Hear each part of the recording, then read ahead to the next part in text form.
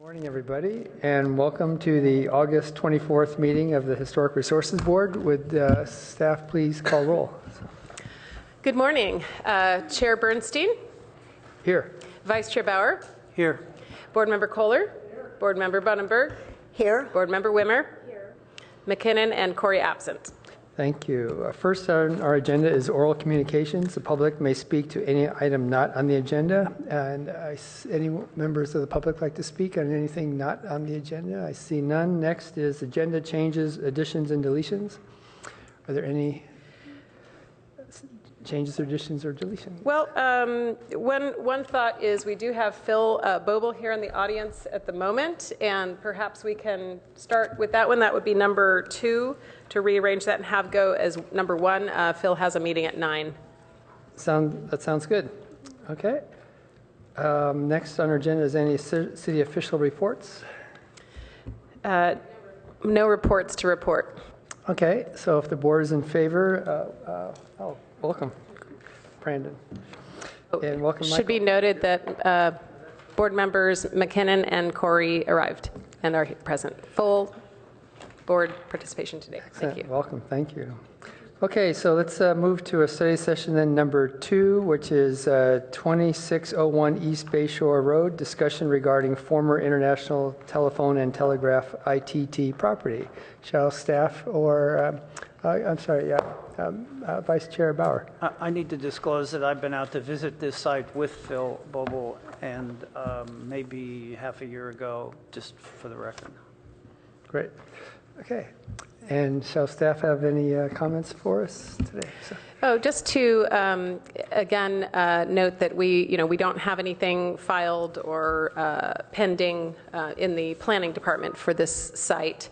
The historic planner Emily Vance and myself did do a site visit. And so we were, enthralled by the place, and then prepared this report with the help of Phil Boble, who is here, and would, have some comments for you. I don't really have a presentation other than the report we prepared. Okay, thank you. Mr. Boble, would you would you like to make any comments to us, please? Okay.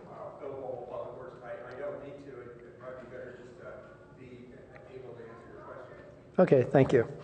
All right, so let me pass this out to people.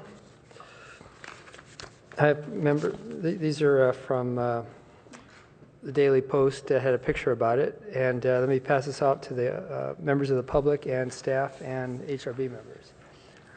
Yeah.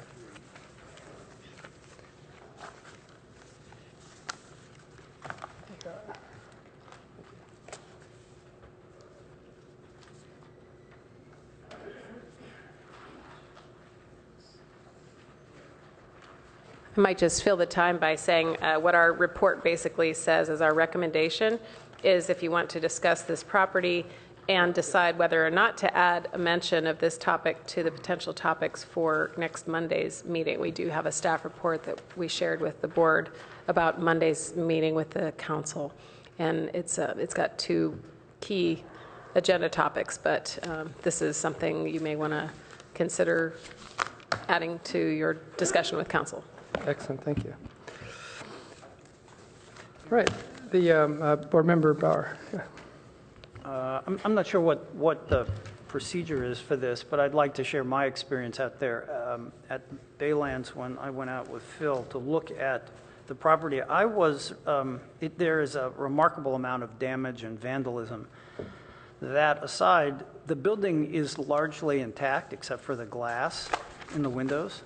Although there are several windows that were specifically and uniquely crafted for the high voltage power lines to go through the glass into the building to power the Klystron, I think it's maybe not Klystron tubes, the transmission devices.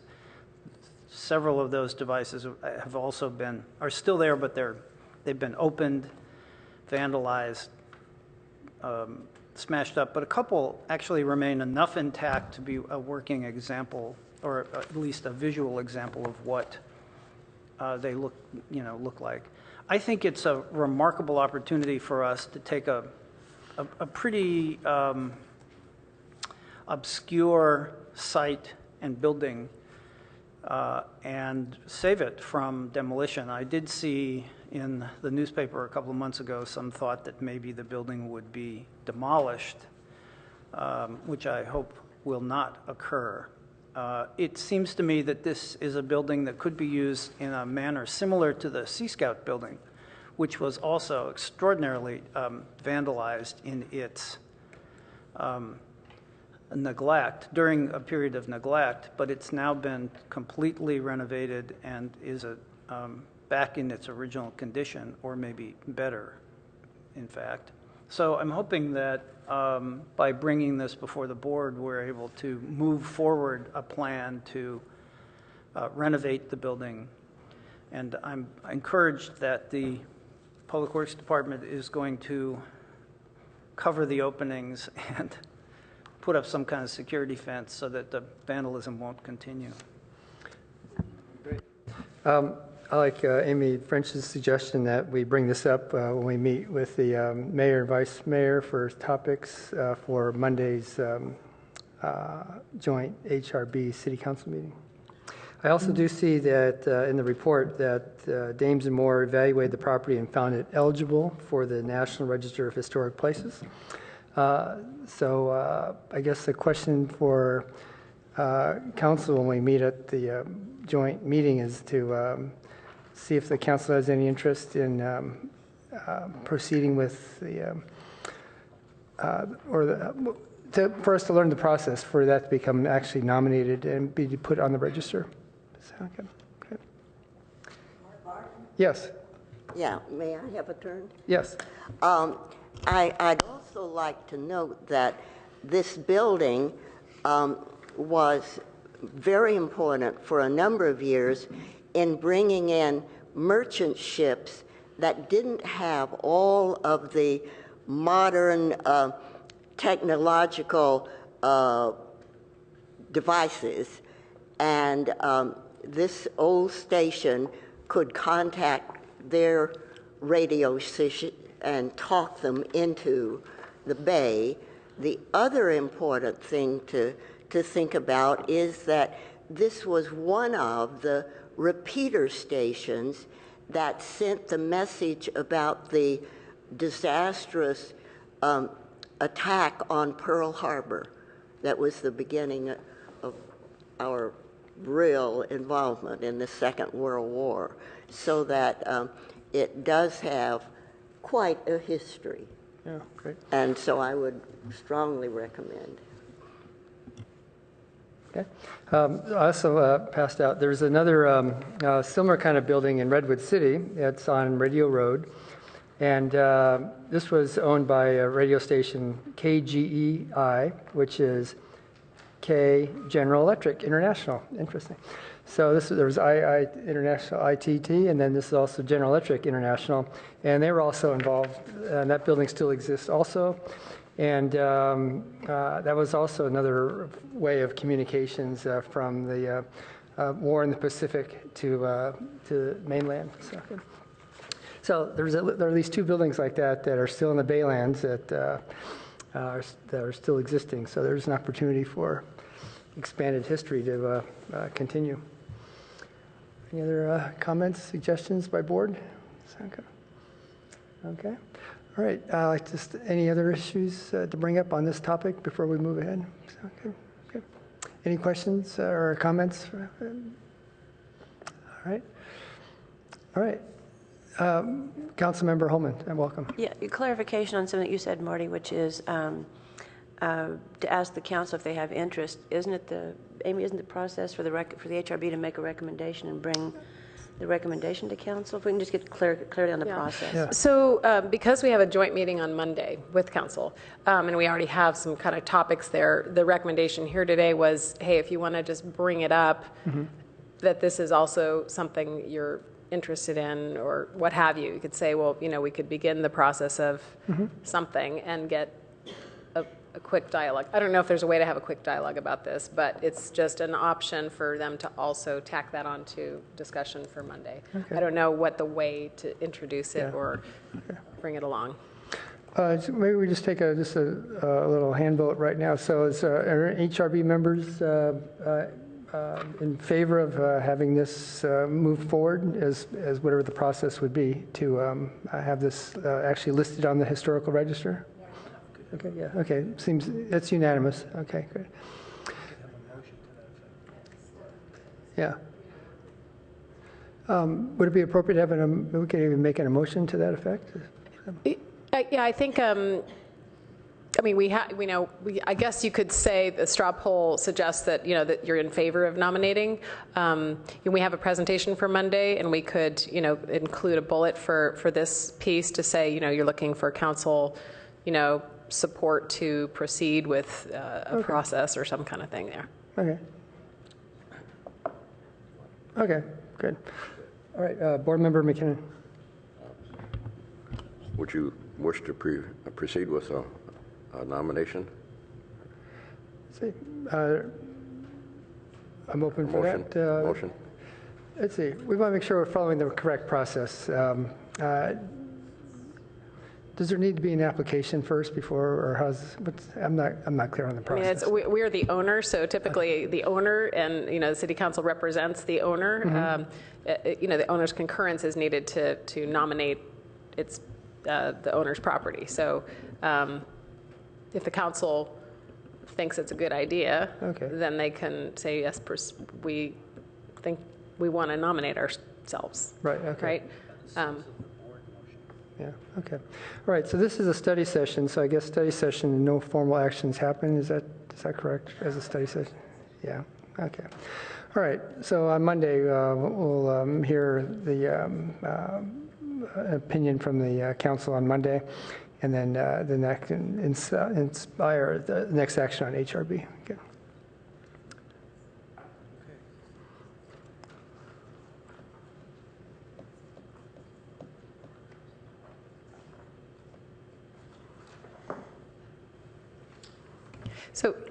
So if you were kind of making a motion to do a straw poll, and we think that is probably appropriate prior to Monday's brief discussion on this, to get confirmation or direction or what have you to take the next step, and that could be defined. Okay, very good. All right, thank you. Yeah. Okay, Board Member McKinnon. Yeah, I'd like to make a motion that that the board favors the nomination of the telegraph station to the National Register. Okay. Second. Let's see. Are we okay? Is this okay process? Because we don't have an application yet. Yeah. Okay. Okay. So let's suggest that the motion be that we are agreeing to bring it up to the council on Monday. Well, I hear you, but I think they would like to know what our feeling is on it before we meet with them. Okay. Well, let's go ahead and vote on that. All those in favor, say aye. Aye. Aye. Okay. There you go. Okay. Okay. Thank you. Okay. Anything else on this agenda item?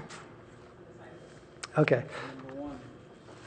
Okay, well, it sounds like our vote is then actually to encourage, it's going to be speaking with the council on it.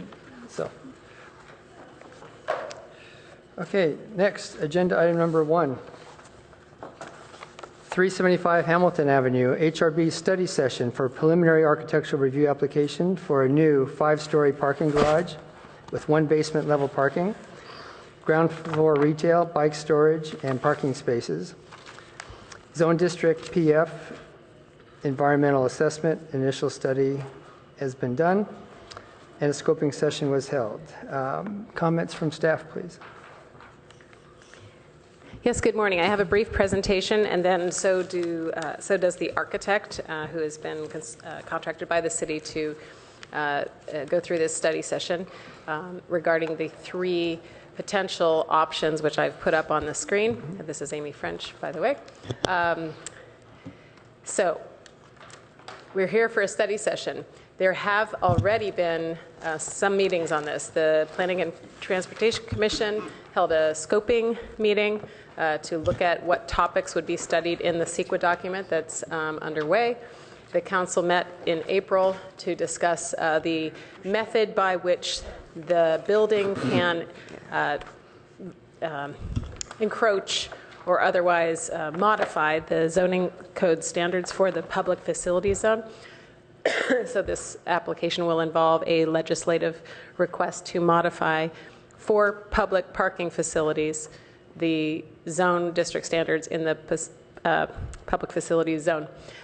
We are having this meeting today with this study session, and then on the 7th we will go to the ARB to have a study session with them. Again, early review of 3 concepts. We will proceed with the environmental review that's expected to be gone through this fall, as well as going to the Planning and Transportation Commission with this zone standards text amendment. And of course, this application, once it's a formal application, will be subject to City Council review and approval. So we're looking at context of this proposed building. It's a vacant parking lot today. It's next to a very tall building at the AT&T building and 3 nearby resources. That's 526 Waverly, the sport shop, a Burge Clark building, the U.S. Post Office across the street, of course, and the 510 Waverly, which is also a resource. We're looking at some feedback on the 3 design options. And just to clarify the HRB's role in this process is that, again, early input in this study session format. We will be sending the draft EIR once prepared to the HRB, and the cultural resources section will be of interest, and seek comments on that. And then, your role is also to assist staff in getting to review the compatibility of the building. That's architectural review finding 2B. So just a couple of pictures. I'll leave the rest of the presentation to the applicant, but these are the 3 nearby historic resources: the 510 Waverly, 526 Waverly in an earlier time, and 380 Hamilton, the post office.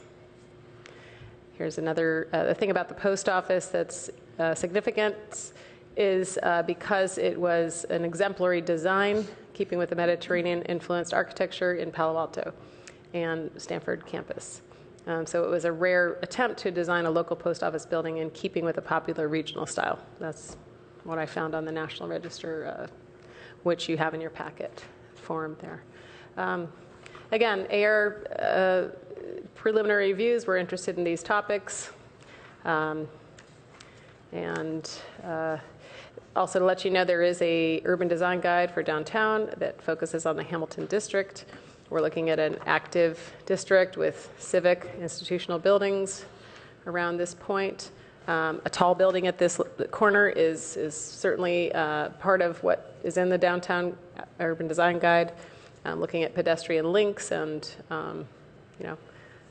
pedestrian-friendly uses. The issue with the setback here is it's a special setback along Hamilton Avenue. And so there is an opportunity, which the applicant can present today, but to continue this wider sidewalk, the bulb out, and stretch it across the vehicular entrance here to the proposed garage.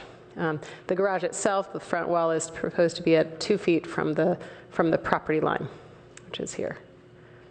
Okay, with that, we'll close it out and let the applicant bring their application.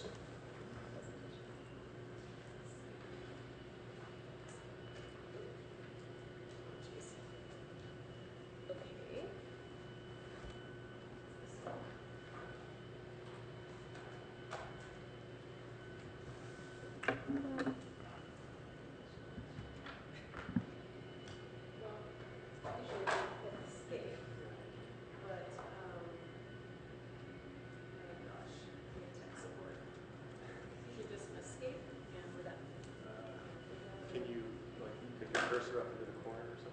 Oh, here we go. Okay, technological genius here.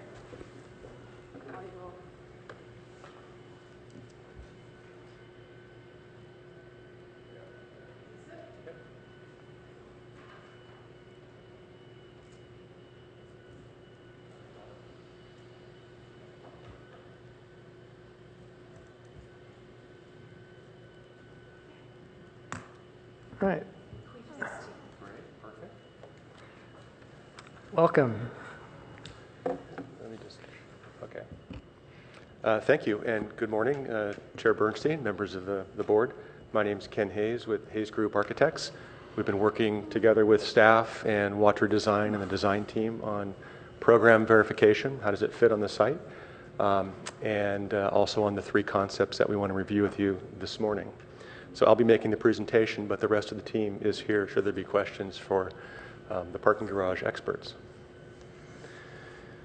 So the project site, about a 29,000 square foot parcel. I think we're all familiar with it. We walk across it all the time on the corner of Waverly and Hamilton. Here we've turned it slightly, but you can still see the sites filled in there in the pink. It's across the street from, as Amy explained, the post office, Category 1 historic resource, as well as National Registry. This is an historic building here, which is the Decker Oaks building. I believe it's a Category 3. We have next to that, the Victorian, which is a Category 2. And then next to that, we have the Palo Alto Bike Sports Shop, which is a Category 3. This property is Zone PF. The property next to it here is Zone PF. The post office is Zone PF. The rest of these properties in here are primarily CDC P GF for ground floor use restrictions, retail-like uses to enhance the pedestrian experience at the sidewalk. There is a one-way alley called Lane 21 right here that you can enter from Waverly, and it's one way in this direction, and then it feeds out this way to Bryant. That alley provides access to the backs of the existing buildings, and also provides egress from the backs of the buildings that face onto Waverly. So the backs of these buildings here they have an alley behind them in addition to the parking lot that's there. So they've got facilities back there, trash, services, egress, as well as windows for their building. These are some existing pictures. The AT&T building here, defined, kind of looks like a mid-century building that looks like it had an addition at one time. This is all brick, has a real strong brick base with planters, and then the block of the building sort of sits above that base. We found that it's about 75 feet tall, so it's 50% taller than the building that we're proposing next door for the parking lot. Parking garage, excuse me. And this building is interesting in that it's got a very unique way of how it defined the windows in that facade. And they kind of punch through the wall membrane in a three-dimensional way, which we found interesting. It's not something that you see all the time. This is the Episcopal Church right across the street, poured-in-place concrete building. I guess what's most remarkable about it is it has lots of open space around it. And it is formed concrete. I keep losing my cursor. The 400 Hamilton building, which is on the kitty corner, is a brick masonry clad building, kind of in this post and beam sort of style. And it has an entry court on the corner here that then leads into the main entry to the building. And then we're all familiar with the post office across the street with its main entrance here, a secondary entrance located here. What's notable about it, other than it's historic, it has a wonderful arcade in front and has a nice syncopation that is defined by those arcade elements. And just a blow up of that, you see the main entrance. There's wrought iron detailing around the windows. Just to the right of the entrance, the tree is blocking it, which it's too bad that big oak tree is not here still. That was in that historic photograph.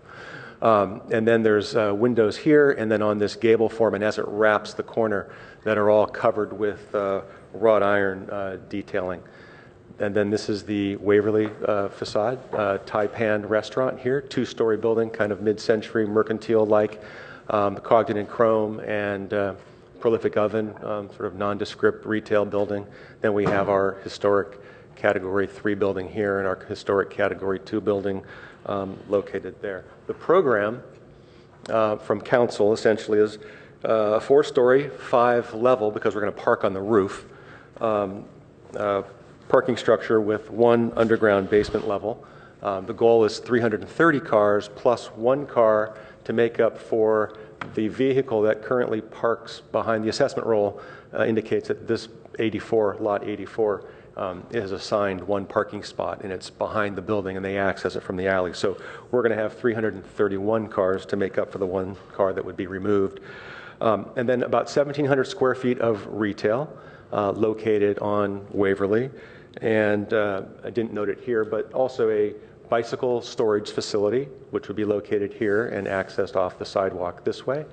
And then trying to get a common trash facility at the back of the parking structure so that this whole area can really be cleaned up. So it's not separate individual trash recycling facilities for all those buildings, but we concentrated in 1 building. So our site constraints, in terms of setbacks, we have a 0 setback on this side here, defined by that red line. That's a firewall, solid all the way up to the parapet of the roof. On the opposite side, we have a 16-foot setback that's self-imposed, but it has the practical reasons of being able to allow vehicles to come into the alley to service the trash enclosure. It also allows us to have unprotected openings on this side of the parking facility, which is important for ventilation. We're not mechanically ventilating the upper stories, so it needs to be open.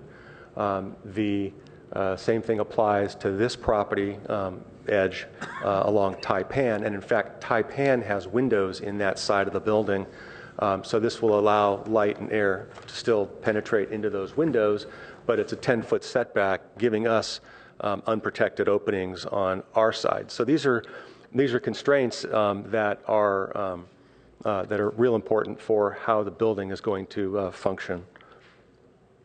And then there's that 7-foot setback, special setback along Hamilton that Amy articulated that will have to be removed. So we have 65.25 feet required to get the parking to work in this dimension. Did you just see that little that dimension come on right there? And we in fact have 66 feet. So we have 9 inches more than we need. All right, so we're just squeaking by. On this dimension here, because it has a ramp incorporated in it right here, we need 87.5 feet. And we have 90 feet basically across that dimension. So all in all, it gives us a little bit of an edge along Hamilton that we can treat architecturally. But if those dimensions change, the parking will be impacted. We won't be able to provide the goal that council laid out at 330 plus 1. An open parking garage has an additional constraint that each tier of parking, 40% of the wall perimeter area needs to be 20% open, and it needs to be on opposing sides so that you can get breezes that come through the garage. So that starts to speak to how we can clad the building, especially since the left-hand wall is a solid wall all the way up, so we get no ventilation benefit on that wall. Here's this 2-foot zone or 2.5 feet perhaps along Hamilton that we can have some architectural treatment, and we're going to have the one-way alley there. We'll have the main entrance located here, which is approximately in the same place that one entrance is to that parking lot currently. Then there'll be a way in and out at the back of the building, so opposing CVS, so that you could drive through and out that back. Pedestrian access, we're going to create this pedestrian alley. Might as well. We have to be offset from those buildings anyway. That'll become a pedestrian alley that could link the backs of these buildings together. It leads, and then on the corner, do the same thing, have a pedestrian space there. It's not big, but that's a place where vertical circulation can come down, and it's also reminiscent of what's happening at 400 Hamilton, some place to sort of as you walk in to greet you as a forecourt. These are the vertical circulation elements, so elevators and stairs. So this leads to an elevator and stair here that's open. And at the corner here, this elevator and stair sort of is celebrated at the corner. All of these elements that I've just described are consistent throughout the three concepts. So the in and out access to the garage, the pedestrian access, the vertical circulation. It's our intent that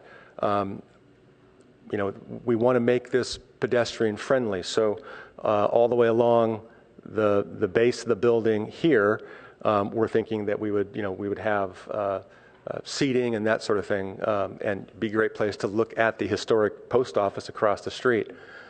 We also want to provide retail continuity, so all these retail spaces, and then that would be the retail space on Waverly, all right? So it provides continuity on Waverly that brings you to the pedestrian plaza space.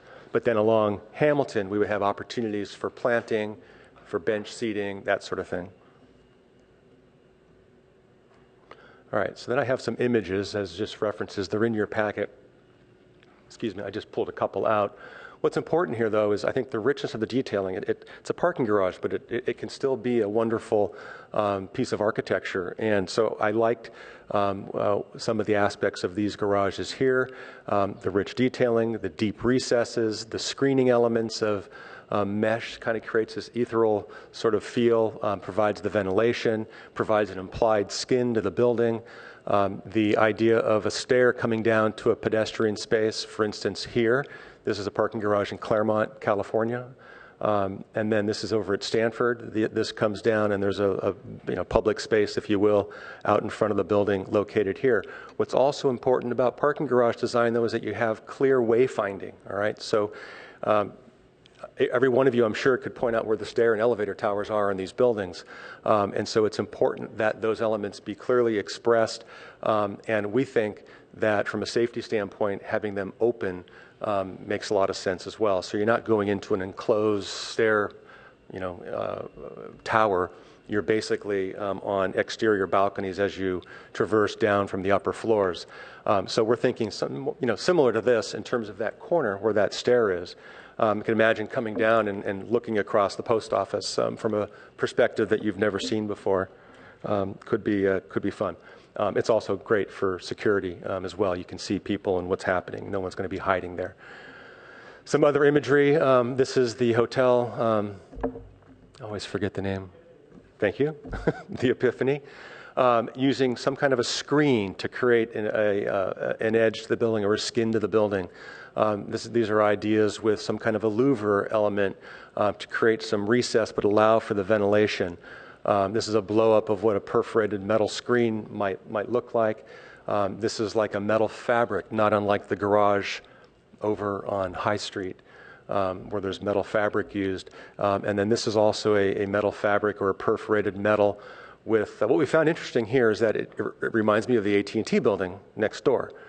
So keep that in mind as you look at these concepts today. What we didn't show here, but it's in your packet, is perhaps some kind of a perforated brick screen that wouldn't be used on upper levels, of course, but perhaps at the lower level. How do we conceal the parking and create an interesting space at that ground floor is something that we're very concerned about. It's my opinion that you really take in the first 2 floors of a building when you're on the street in front of it. When you're across the street, that's when you really see the height of a taller building. So it's important that those first 2 levels, I think, be highly considered. So I'm calling this concept 1.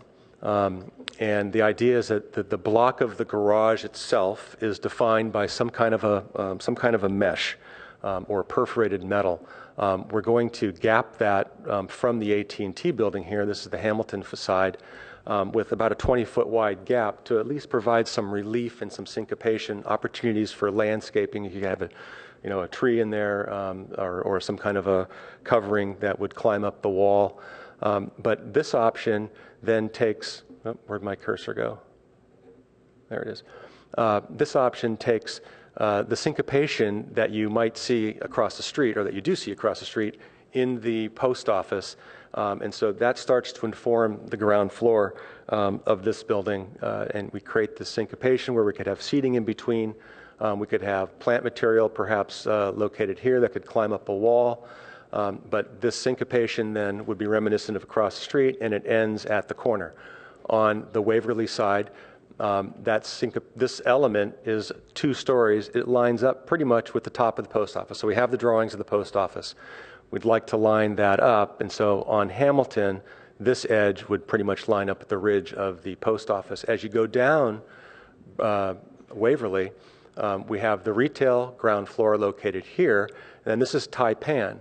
And so we would match the parapet of the Taipan building and be a little reminiscent of its front facade, but probably match the material and the rhythm of what we were doing here, so it reads as a comprehensive, singular building. So we've got some 3D views of this. This is looking post office on the left. The pedestrian, forecourt would be located here. Ground floor retail. We could define that by canopies, but the stair element would be located here and the elevator's right behind it. You can see how as you look down the street, what you really notice is this line here and then the lines of the post office. And so that's that relationship we're trying to create. This is the AT&T building now on your left. You're looking the other direction on Hamilton. The main entrance to the garage is located here. Here's the gap I was talking about, basically, where we could have some landscape planters, trees, perhaps vines. But the idea is that we gap the building from the AT&T building to create some rhythm. Main entrance there, and then you see the arcade as it runs down the street. The wall above is then defined by some kind of a mesh or perforated metal. And then bench opportunities here, other landscaping. And we're running the canopies that you see on on Waverly Street around the corner. So here's Waverly, and we're taking that canopy line across the front of our retail, and it's basically probably 10 feet of glass essentially across the front of the retail space, and then that wraps and goes down the alley. It'd be great to have windows as well that look into the retail space as you start down that alley, and then at the end of the alley, the terminus would be the stair tower, the elevator, et cetera. And so that's consistent in all of these concepts. The upper story skin, this perf metal or fabric, basically stops in line with where this transition ends, right about there, just before the ramp as it starts to ramp down. And just another view, the same. So the next concept picks up on so that concept really started to develop some features of the post office. This one references maybe a little more strongly the building immediately adjacent to it, the AT&T building. The AT&T building, as I explained earlier, was the block that sits on that brick base. And so the idea here is that the garage is defined by, again, some kind of a perforated skin in these panels that are vertically oriented to, again, provide some rhythm.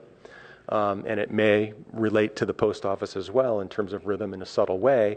But on the ground floor, we're thinking that we could celebrate the metalwork and the wrought iron that you see on the post office across the street here as a way, on the ground floor here, as a way of screening the parking at the ground floor. We could have benches in front, we could have landscaping in front, but we would want to have some artisan perhaps involved in the creation of that metalwork on the ground floor, and we think that could be an interesting linkage to the neighborhood.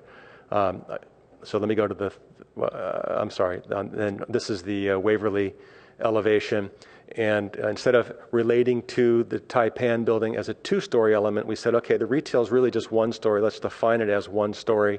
And so it wraps across here, and as it comes into the plaza, it transforms a little bit, and I'll show you what I mean by that. Same view, looking post office on the left, up Hamilton. Stair tower handled a little bit differently, but it's still at that corner with the elevator now facing, the doors facing us. The stair comes down, and then it cascades into this public space at the bottom. So again, you're not in an enclosure. You come down and you can't wait to get at the bottom. And then the this post, or this beam rather, that comes across from the facade of the retail would extend and it sort of be a free-floating beam and becomes a post and beam expression out on that corner. And that's reminiscent of what's happening on the 400 Hamilton building, although it's a brick post and beam building. We don't know what this material is yet. We're really just talking about massing right now. It may be brick, I don't know. But that's the idea on the corner. Same view from the AT&T side. It's all the same. There'd be trees, vegetation in here. We have the entrance in the same place. But then in that fabric above, we start to be expressive of these poke-through extruded windows. And we're showing them in a random way. It might make sense that they say something about the garage function on the inside so that you get sort of certain views out of them as you're driving down the aisle. But it would provide interesting shade and shadow across the face of the metal mesh or the perforation, whatever that happens to be.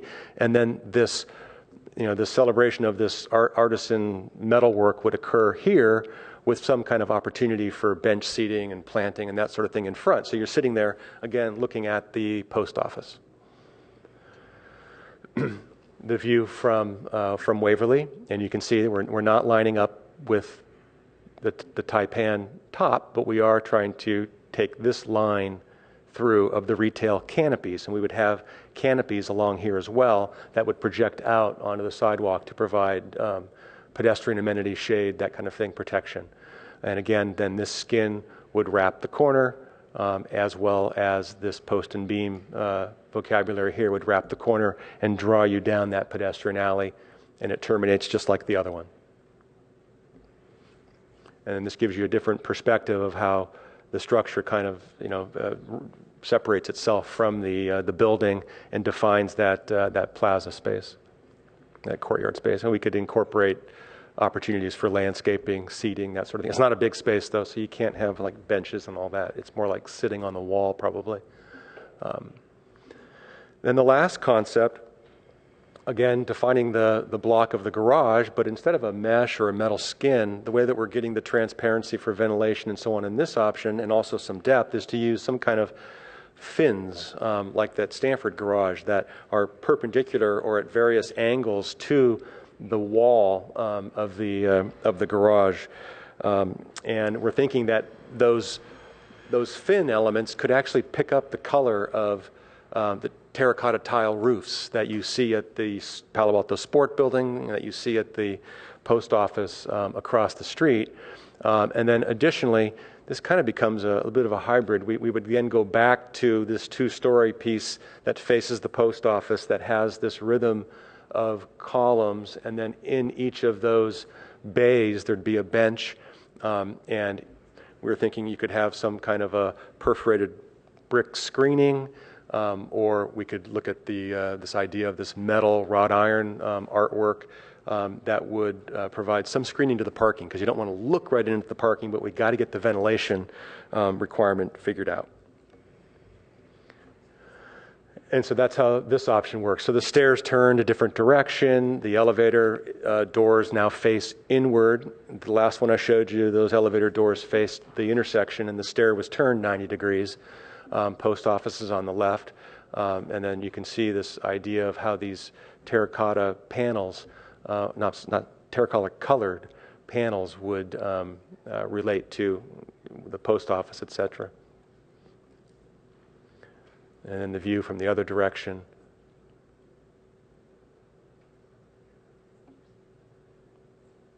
And then as it turns, and then we've gone back to the two-story element here to just reinforce that sidewalk edge. And then the glass expression for the retail actually might be taller here and become a guardrail at the second tier of parking. So to give that retail more prominence, as opposed to it feeling squished. It's not big retail, it's 1,700 square feet. It's about 28 feet deep, I think. And then that would wrap the corner. And then a view of how that could look. So this is much more open, let's say, on the corner in this option. These could also be doors in all the concepts, in and out this way, as well as this way. So doors along Waverly, wrap the corner, this could open up to this small outdoor space.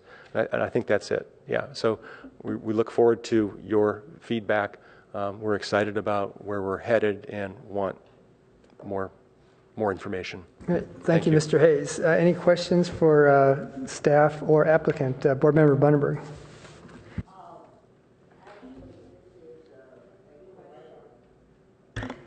This is a question probably for the architect.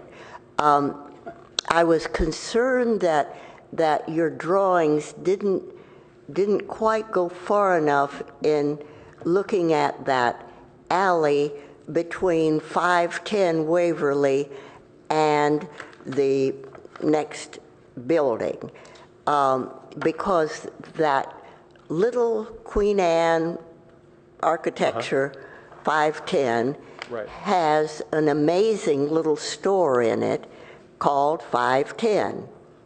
And it's a great adaptive reuse of a historic structure to provide ground floor, and I think it's also Dalton Realty that is in there. But to have a little store that has succeeded in this very unusual location. But my concern is that that building has a bay that sticks out into the alleyway, and I'm wondering what kind of protection, both during construction and everyday usage, how are you going to protect that little building? There was a huge Pepsi truck in there this morning, and there was a foot between that bay and the Pepsi truck. Not every driver might be that careful. Right. So during construction, there's going to need to be, before we even put a shovel in the ground, there's going to have to be a logistics plan and a property protection, tree protection plan put together. And I would imagine we're probably not going to be using that alley, but I don't know yet for construction purposes. But from after construction and ongoing, the main access to the garage won't be that way. And I don't know, without having car counts, that sort of thing, how many vehicles they would, plan on or think that would enter that way off of Waverly. It's a one-way alley, and so if those buildings need to be served, those trucks are going to need to get in there, right? Right now, I guess they would come in and then turn behind the buildings. Can you, if you look at I believe now they would come in here and then you can drive down here and into the parking lot, right, and turn and get out either this way or this way. I don't know how we would regulate the trucks that if they need to get in. We're going to have garbage trucks that get in there too as well to service the trash facilities. They do it now. They've been doing it for a long time. Is it damaged? Did you see it damaged today?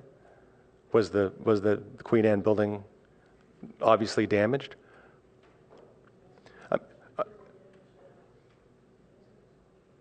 Is the building damaged now? Board Member Kohler is asking whether the building is damaged now.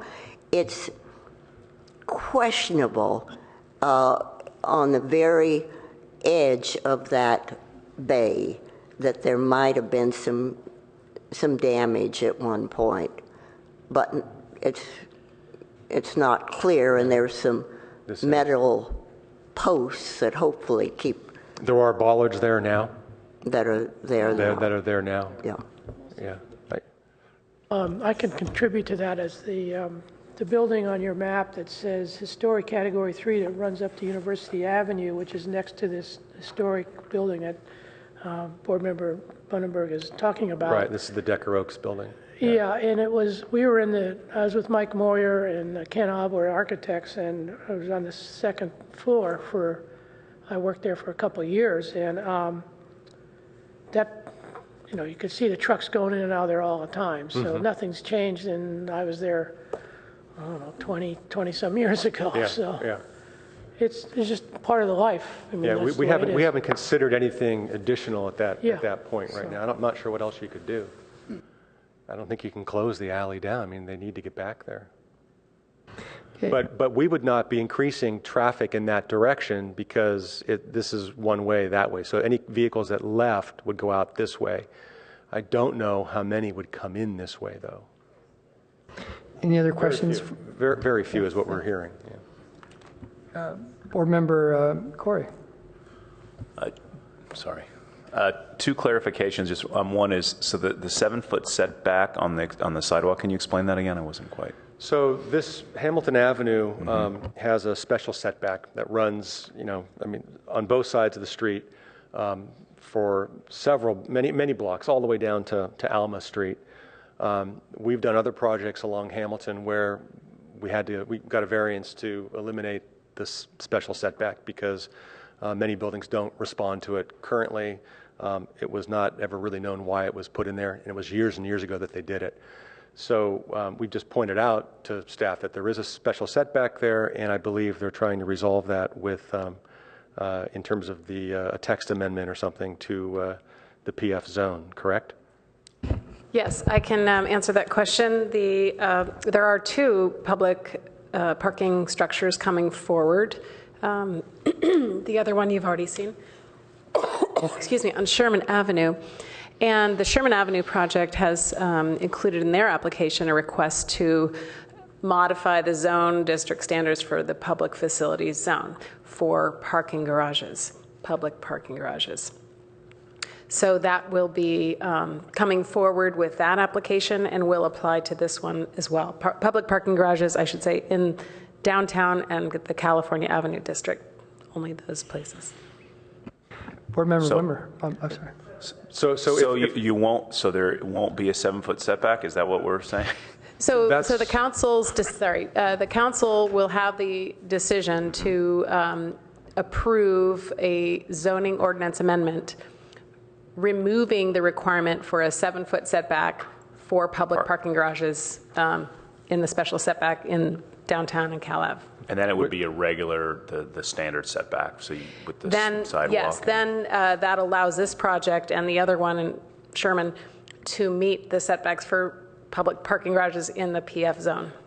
So what would the setback, because we talked about benches or seating, is it going to be, I'm just trying to figure out. Board Member Corey, if I may, so if the setback, if we were restricted by the setback, we would either lose this whole row of parking or this whole row of parking. Got it. All right. So that's a decision the city needs to make. And if you aren't, how far back would it sit? The 7-foot setback would essentially align with the AT&T building. Okay. So the AT&T building, it appears, is on the 7-foot special setback. Okay. So this building, if it's built to the property line, will be proud of the AT&T building. All right. But if we push it back, we're going to lose. It's a trade-off. And we envision this colonnade sort of look there. So the face of the columns would be on the property line, let's say. Okay. And then it would have a 2.5-foot recess where the benches would occur in between. Okay. That's what I missed. Thank you. Okay. Yeah, Board Member. Okay, go ahead, and then Board Member Wimmer. I'd like to point out that one of the things Mr. Hayes has denoted on the plan that's up on the screen is the sidewalk would apparently bulb out there, which matches the sidewalk at the intersection across the street from the AT&T building. That's a very wide section of Hamilton. And pulling the sidewalk out into the street actually mitigates, I think, this diminished setback. Right. And there's no reason why it can't do that because it provides a bus stop, which stops there now, a space, and then kind of makes a nice transition. We should out. question whether we want a bus stop there. But well, it's the companion to the one going the other. It goes. The buses turn down go down Hamilton, turn down Waverly, and come back. I just want to point it out now because I don't want it to haunt the project later. Yeah. If the building is, if the building comes out to the property line, I don't know. We got the survey after we'd done a lot of work, all right? And we didn't really know exactly where the property line was relative to the curb line. Now we know, it's depicted here. And so this sidewalk has been pushed out, you're right, Board Member Boyer. And we've pushed it back in here to about where it is today. I think this dimension here, do we know that dimension? Is it 7 feet? So the sidewalk right here is about 7 feet. Now, it's also the place where we have the plaza. So that helps. You feel like there's more room there. But it feels a little tight, in my opinion. All right, so Board Member Wimmer, your light was on earlier, so.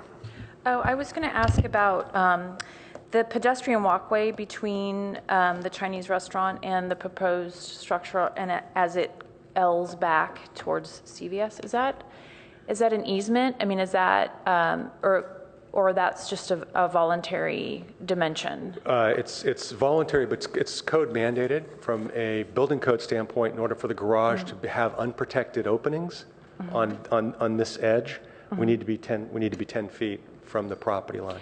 And is there a reason why it's wider in the back? Is that just... For functional reasons, there's going to be vehicles back there. We're going to have trash pickup located here. I see. And there's also windows on the backs of these buildings that are there. And so by having a wider space, we can use the center line perhaps of that alley as an implied property line so that we're not impacting the windows on the backs of primarily Taipan. And what is your proposed overall height of your structure? We're 49'10" to the top of the railing. The stair and the elevator enclosure I think the elevator goes about 15 or 17 feet above the roof deck, and the roof deck's probably at 45 or something. So 55, the absolute 62. overall height? 60. To top of the elevator, 45, so 62. 62 feet? Yeah. At the elevator only. Oh. Yeah. And what is the allowed maximum height in this district for a commercial building? 50 feet to the parapet. Then elevators can protrude 15 feet above that. So I guess 65 would be the limit for the elevator, whereas 50 feet is the limit for the top of the building. Okay, thanks. Okay, any other questions for staff or applicant? Board Member Bauer. I'd like to start by saying that this excellent presentation, this is a really tough site to put all of these things in. I wanted to, what's the current car count again on this? Oh. I mean, you have a mandated car. On the existing parking lot? No, I mean your building. 331. 331, and the council mandated 330 plus one. Plus one, okay. One's for the other, yeah, right. So you had said in your presentation, and it's up on the screen again, you needed 87 and a half feet right. to make this work. You have 90, that's a 3.5 foot. 2.5 foot. Yeah. This is very tight for a garage, I understand. But I'm thinking, when I saw this for the first time, I thought, well, maybe this garage will be occupied by autonomous cars, and thus taking out the human need for a lot of space.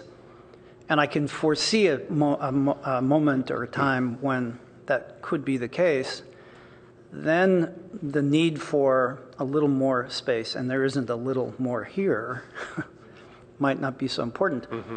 And where I'm going with this is, in your proposals 1 and 2, you've got that horizontal line at the, I like that 2-story line. Mm-hmm. It's different in proposal 1 has the 2-story line, but it stops before you get to the corner, and yet it picks it up and goes across the Hamilton side. Mm-hmm. I think that's a very astute and sensitive architectural feature toward, as it relates to the post office building, which really is overwhelmed by the AT&T building, which, by the way, was, didn't have those windows in it originally. It was just a box. Oh, is that right? Yeah, it was a switching station. Yeah, okay. And they added, whenever they remodeled it in the 70s to make it look better, if you can imagine that descriptive term. They added those. It was a little different. They had horizontal high windows, but at any rate, I think that line, that horizontal line, if it continued all around from the Taipan restaurant through to the corner and back down, is perfect sizing technique for the existing buildings. And it's almost impossible to have a 5-story building really relate very well to 2-story buildings. So I think that's a really significant detail. So we're going to, before we have comments, I think we want to open up to the public, and then so we make sure we hear their input. And then I'll bring up the rest of it later. Okay, any other questions for staff or Board Member McKinnon? I had one question regarding the width of the parking stalls. Is it, are you using like a standard width, or are you using a reduced width? Or I think we're 8.5 feet, which is what is Palo Alto's standard. There's 3, 8.5, 9, 9.5, but I believe we're 8.5. Yeah. 8.5? Yeah. Yes. Okay. Some of these, they squeeze the parking stalls down to, makes it extremely difficult to get in. So as the stall gets wider, the aisle gets narrower. So I believe we have 25-foot aisles, 8.5-foot stall. Okay.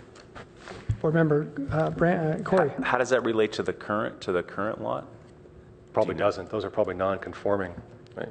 Yeah, well, with diagonals, those are diagonals, so that all those dimensions go out the window when you start doing diagonal. So I heard like 86 or 87. Is it because of the diagonal? Because that's really tight to get in that current lot. And if I'm hearing correctly, it's something like 6 times the size with the number of floors.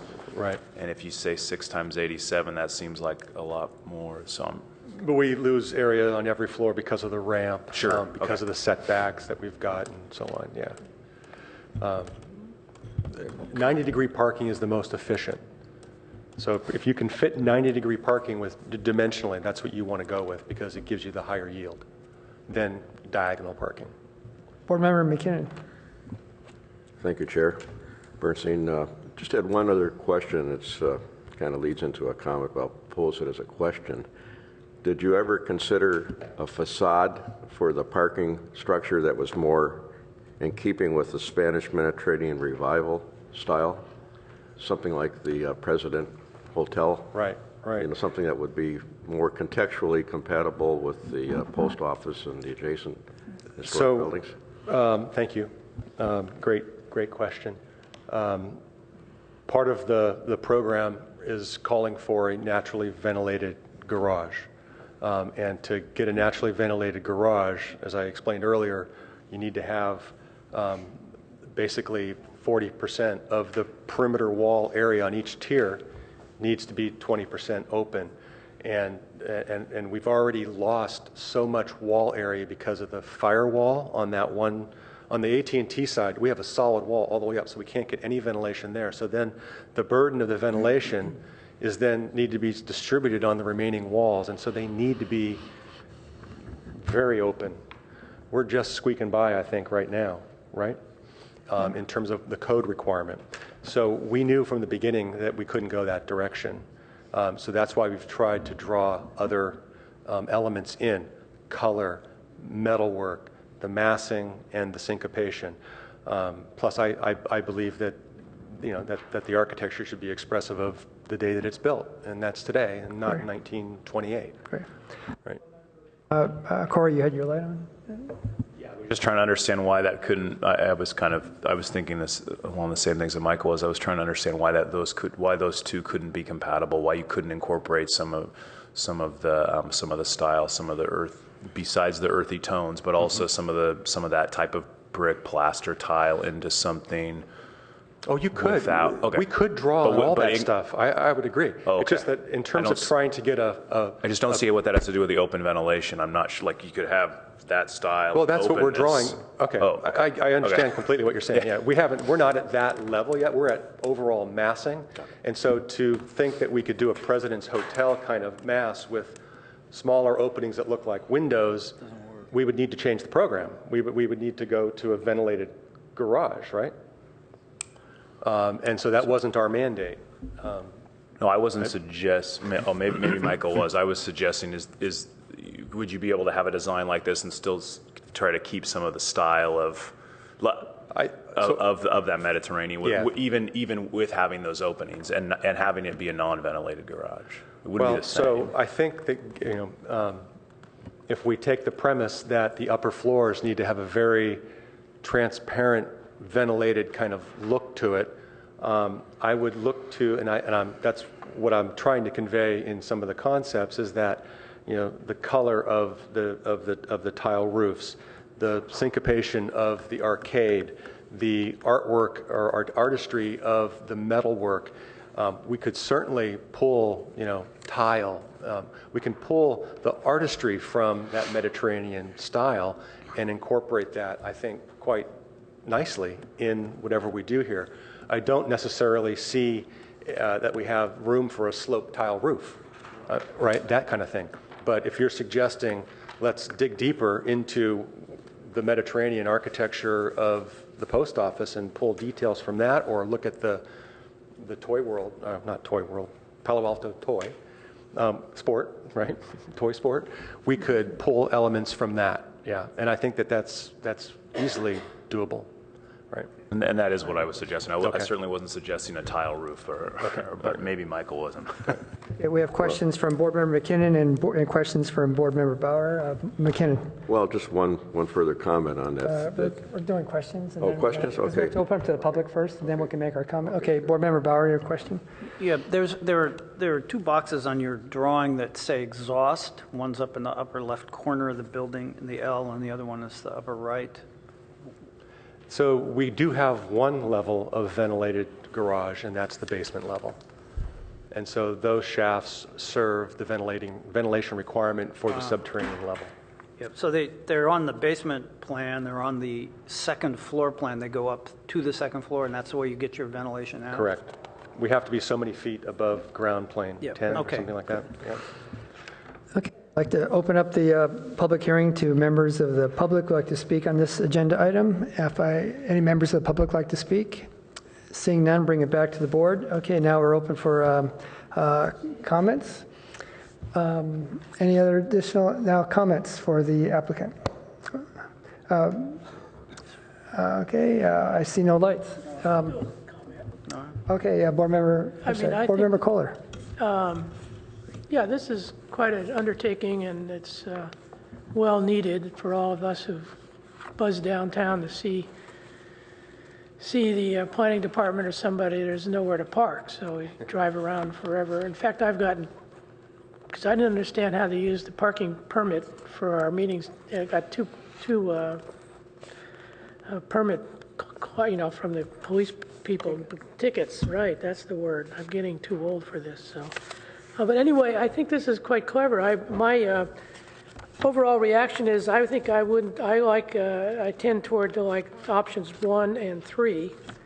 Option 2, I just find the little boxes randomly placed looks very odd to me. So either 1 or 3 or a mixture of both, I don't know, but I'm tending toward that's pretty good. There's a lot of, it makes the sense of those two plans really work out well, but number 2, it looks like you put up the dartboard and let's put a window there and a window there. Yeah, it's very arbitrary right now. Okay. Other than that, it's something everybody needs, and maybe you can have it done next year. What do you think? Or sooner, right? Thank you. Board Member Bunnenberg. Yes, I agree with Board Member Kohler that 1 and 3 would be more to my taste. I'm wondering if dirt and blowing objects are any problems with metal screens, and could you consider openings in the screen that are big enough to let this go through rather than sticking? I'm sorry, I missed the first part of your question. Can we have something in the metal panel? I think she's referring to the mesh screens. So instead of having the mesh screen, can you have, or you have the mesh screen with other kinds of openings in it? Yes. That's something that we could potentially explore, we would need to make sure they were at, that people wouldn't fall through the openings, that kind of, so that that would define a certain height probably of openings. And so that might be a hybrid between option 2, because we do have openings, but they're very architectural. But we could perhaps look at openings like we have in option 2, but they're smaller and more delicate, and then they're placed in the mesh. That might be interesting. Okay. Board Member Bauer, your lights on. So I'll go back to the 87 and a half feet, 90 feet. The reason I was asking that is it seemed, as I mentioned earlier, I like the second-story horizontal line that lines up with the other buildings. I'm wondering if above that, the other floors could offset or step back a little bit. If you have, well, so the question is, if you actually have 3.5 more feet, and even take 1.5 foot of that, you get the kind of effect that Burge Clark used on the University Arts Center building, where it's one building, but it looks like it's 4, depending upon where you're standing on the two. So I think we have 2.5 feet. And maybe it's irregular. This is Michelle Wendler with Watry. Sorry. Just to make it more clear, the 2.5 feet is to the face of concrete, and some of the architecture that you're showing is in the 2.5 feet at the base 2 stories, so it does have a setback Above it. above that 2-story to the screen. Oh, okay. That Well, is a 2.5 foot setback. right. Does that? And again, I like the concept. I'm a little concerned about having a screen that's one plane and kind of creates, again, another box. The AT&T building, I think, is horrible. Well, but what Board Member Bunnenberg just suggested might be a way of working with the mesh, but put openings in it that are of a different scale. Right. Also, it occurred to me as I was looking at these, you've got trees in shadow in front of the building, and I presume after this building is complete, trees would come back. There aren't any trees really right now on that Hamilton side until you get to the entrance on Hamilton of the parking lot. There's a couple of mature trees, I think they go. But the trees would help soften at least a couple of stories of the building. Right. And I'm assuming that from Waverly, when you were on the other side of the street, looking back at that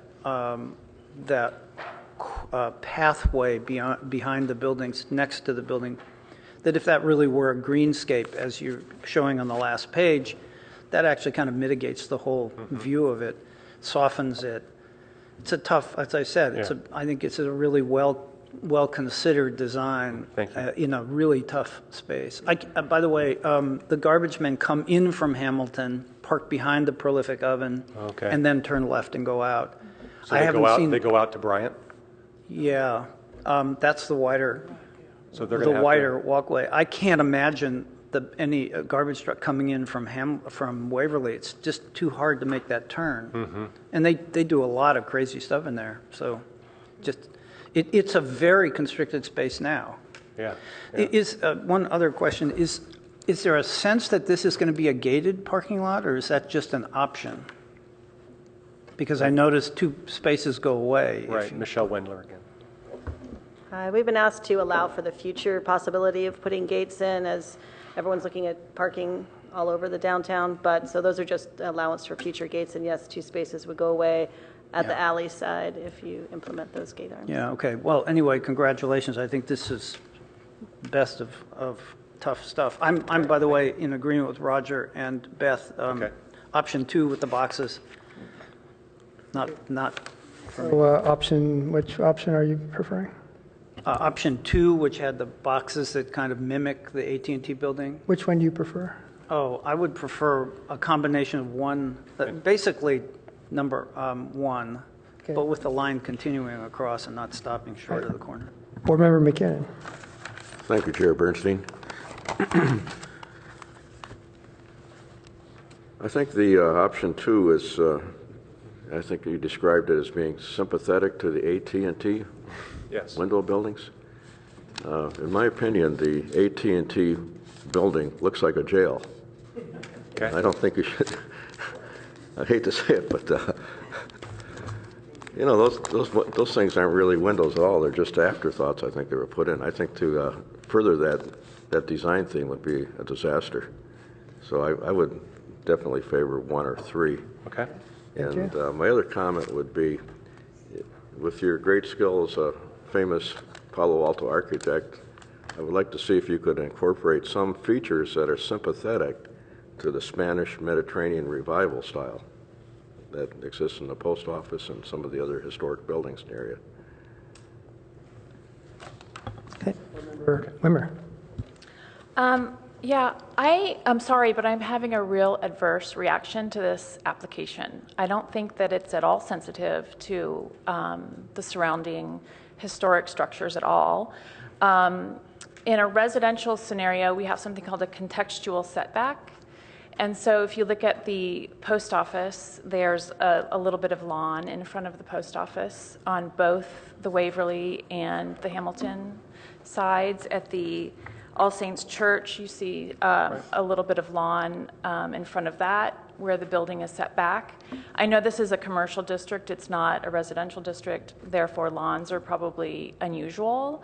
But I think the fact that you're trying to push the structure all the way to the property line and the idea that there is a 7-foot setback and that you are already drawing a proposal that completely dismisses that, assuming that you're going to get a variance. I don't know. I know that we have a parking problem and I know we're trying to solve it, but I just don't think that this is a good idea. In fact, it's very massive, it's very tall, and then the fact that you're putting the stair and the elevator tower right on the corner. I think if this building was in the middle of the block between 2 already tall buildings, I think I would be a little bit more adaptable to the idea, but this is a major corner. And you're pushing it to the very limit, and you're making the highest portion of the structure right at the corner. I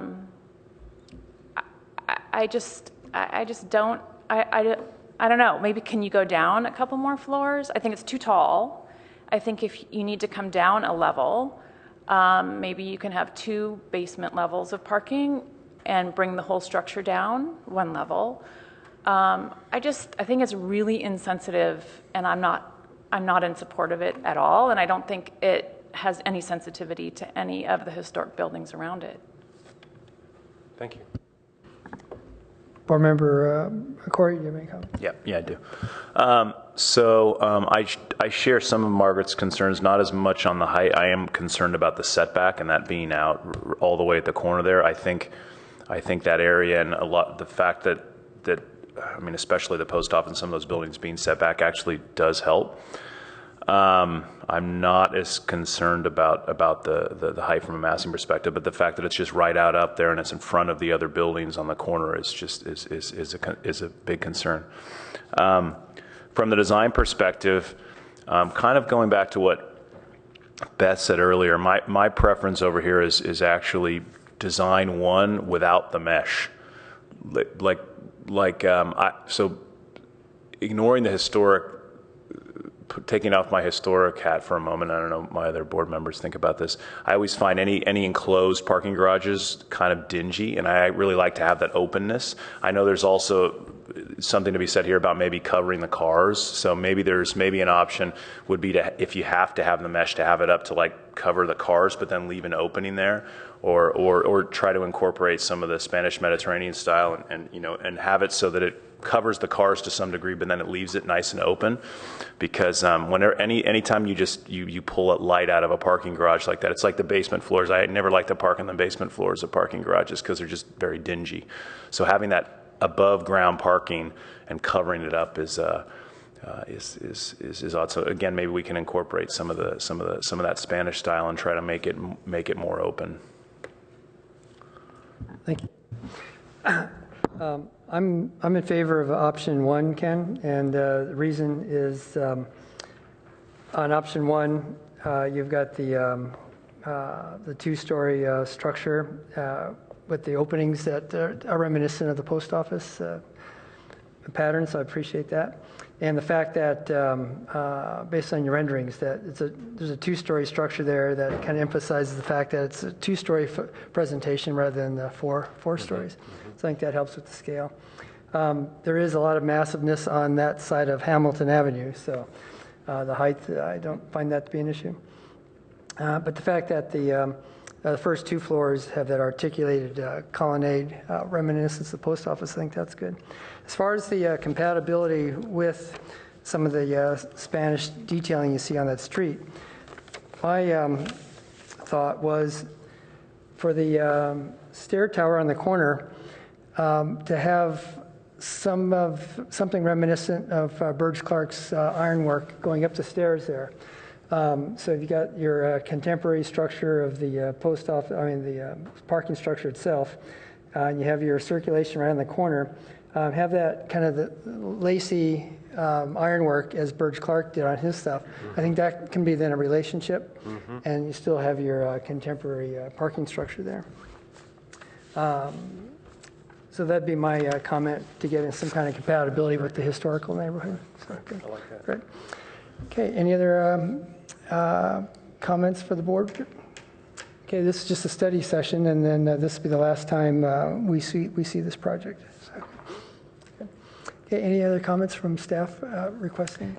Yeah, this is technically the last time to see it, but it's not the last time for your input, because we will be, once the environmental document is prepared that talks about, the formal design, aesthetics, and the cultural resources section, you will have the opportunity to provide comments on that document as respects to the formal application. And I was taking account here. It looks like there were 3 comments for some form of option 3, and then there were 6 comments in positive of option 1. Yep. Okay. That's been very, very helpful. Thank you. Okay, great. All right, thank you. Second. Okay, next on our agenda is study session for historic designation for 526 Waverly.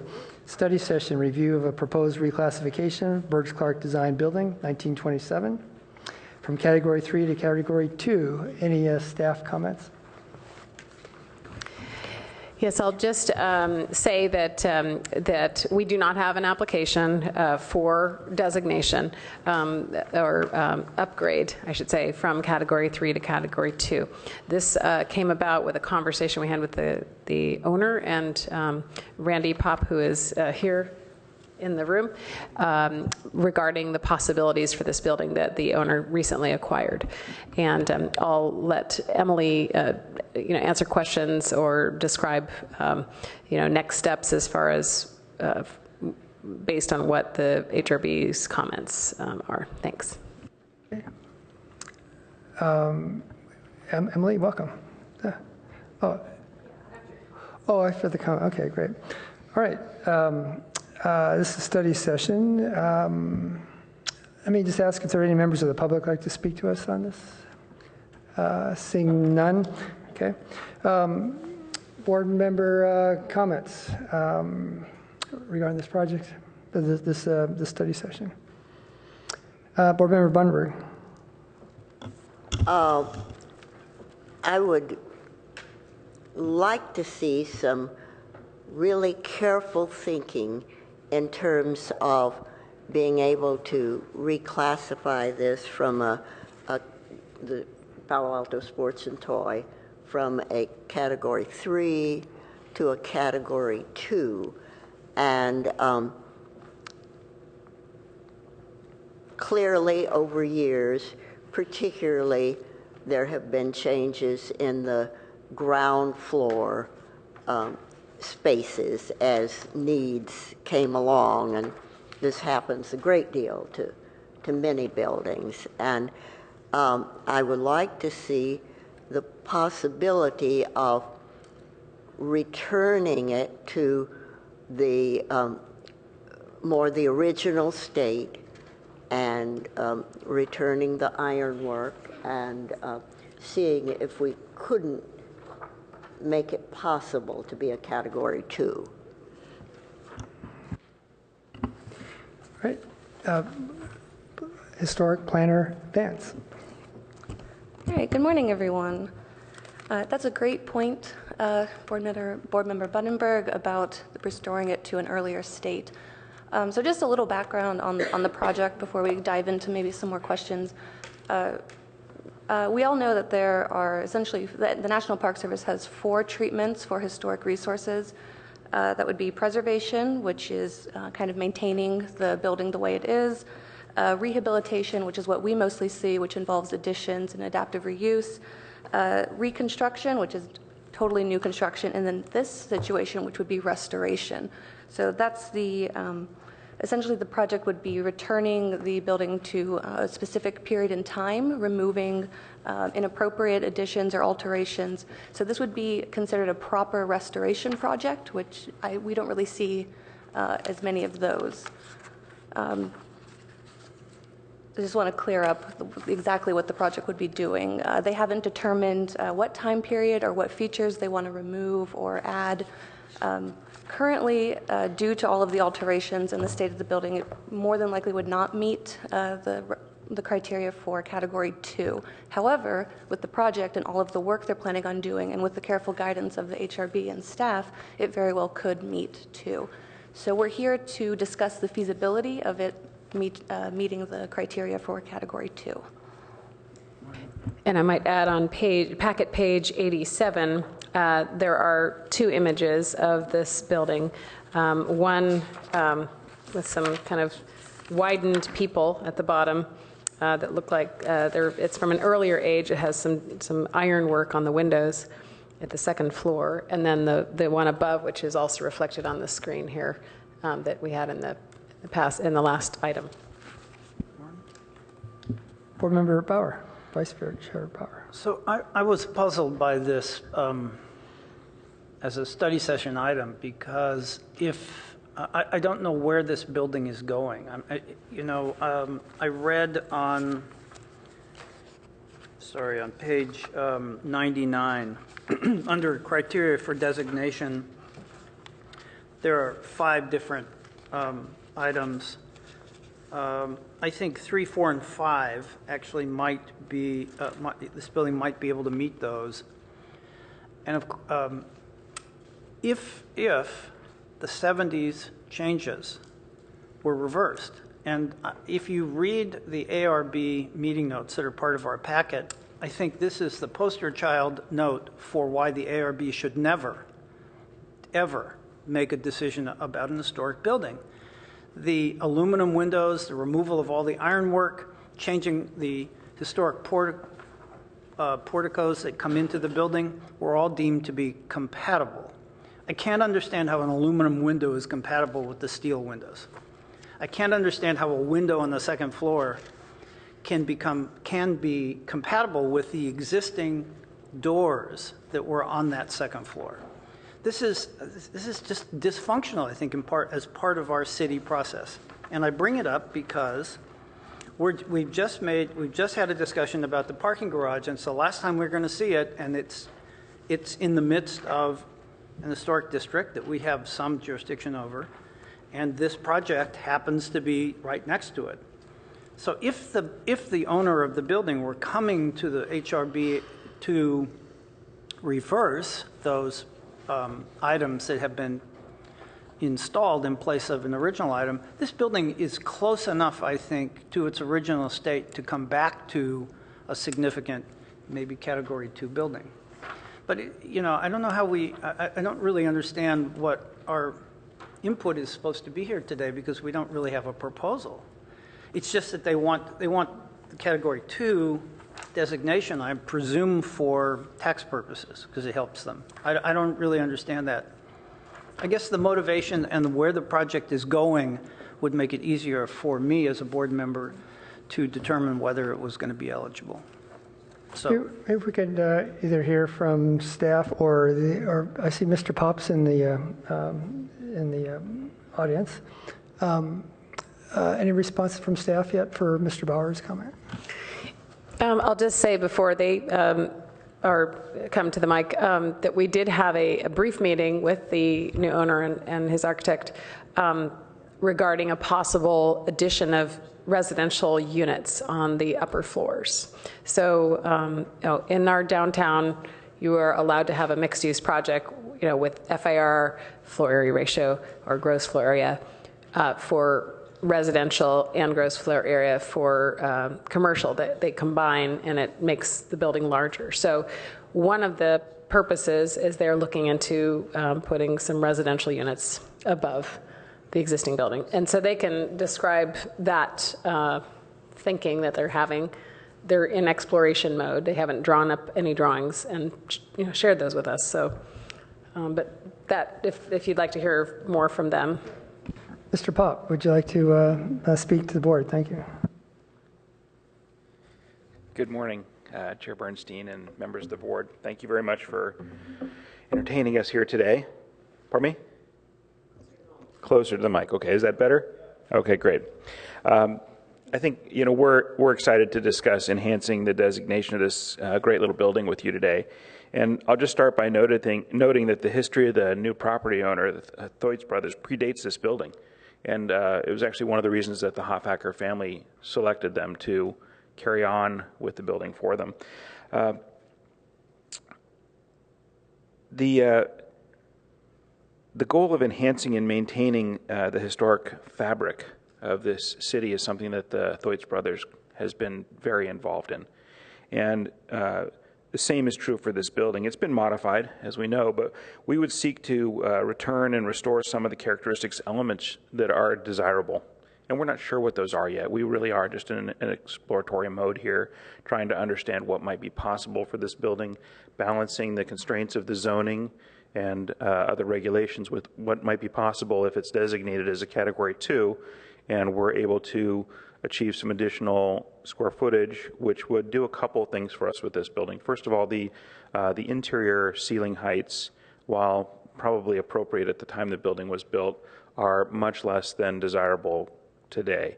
And so our initial thoughts, and really this is very, very much in concept at this point, is that we would maintain the architecture at the front of the building, enhancing the characteristics, returning back some of the more historic elements, the ironwork, some of the forms and shapes of the entries that have been removed over time.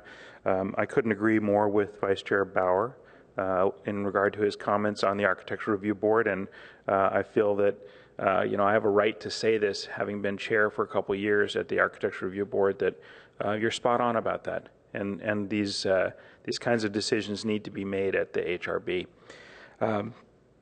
We want this to be more consistent with history. There was a really great retail use in this building for many years. It was a great value to the community, and a commercial use that was in there initially with the real estate business that the family ran. And the first 2 floors of the building would be maintained in that format. And the idea here is that pushed back, recessed back closer to this new parking garage that you're looking at that will achieve almost a 50-foot height.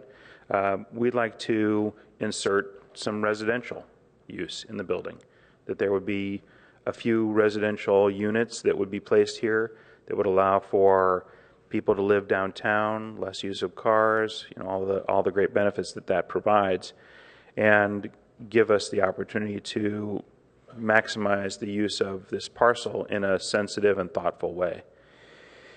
And so, our goal here really is to just hear your thoughts about potentially returning the framework of this building and some of the detailing back to either the 1948 or potentially even back to some of the 1927 characteristics, and at the same time adding a really valuable and desired use to the downtown. What difference would it be for your project if this was a Category 2 or a Category 3? So, under the current zoning regulations, and Amy, I'm going to ask you to help me with this a little bit because I don't have all the numbers in front of me today. We're just studying this, but Category 2 building comes with some bonus square footage that you can gain for FAR, which would allow us to add that residential to the space. If we don't have that, it's essentially restricted by what a lot of people call the shrink shrink wrap rules, and the square footage that's in place stays in place, and this partial mezzanine that's there could be reconfigured, but it would not allow us to add any square footage to the building in any way. And honestly, doing a restoration like this and adding these elements back to the building come at a cost, and so we're trying to balance what the possibilities are between restoring the building, adding these elements back, creating some development, but not in any way talking about what the maximum might be. I think a lot of projects come forward and they go right to the limits, and what we're talking about here is a reasonable approach and something that would be sensitive to the context and the character. This Victorian that's next door, the area within which it lives. Certainly the context of this new garage changes things a little bit, but from Waverly Street, not very visible. So, can I add to that just a little bit? So, with the findings for such bonus of 2,500 square feet, something like that, for historic rehabilitation, only, and furthermore, the 2,500 square feet is not, necessarily, to be applied in full on the project site, but that bonus could be transferred off to another site in the commercial downtown. These are sellable, transferable development rights. I just thought I'd add to the discussion.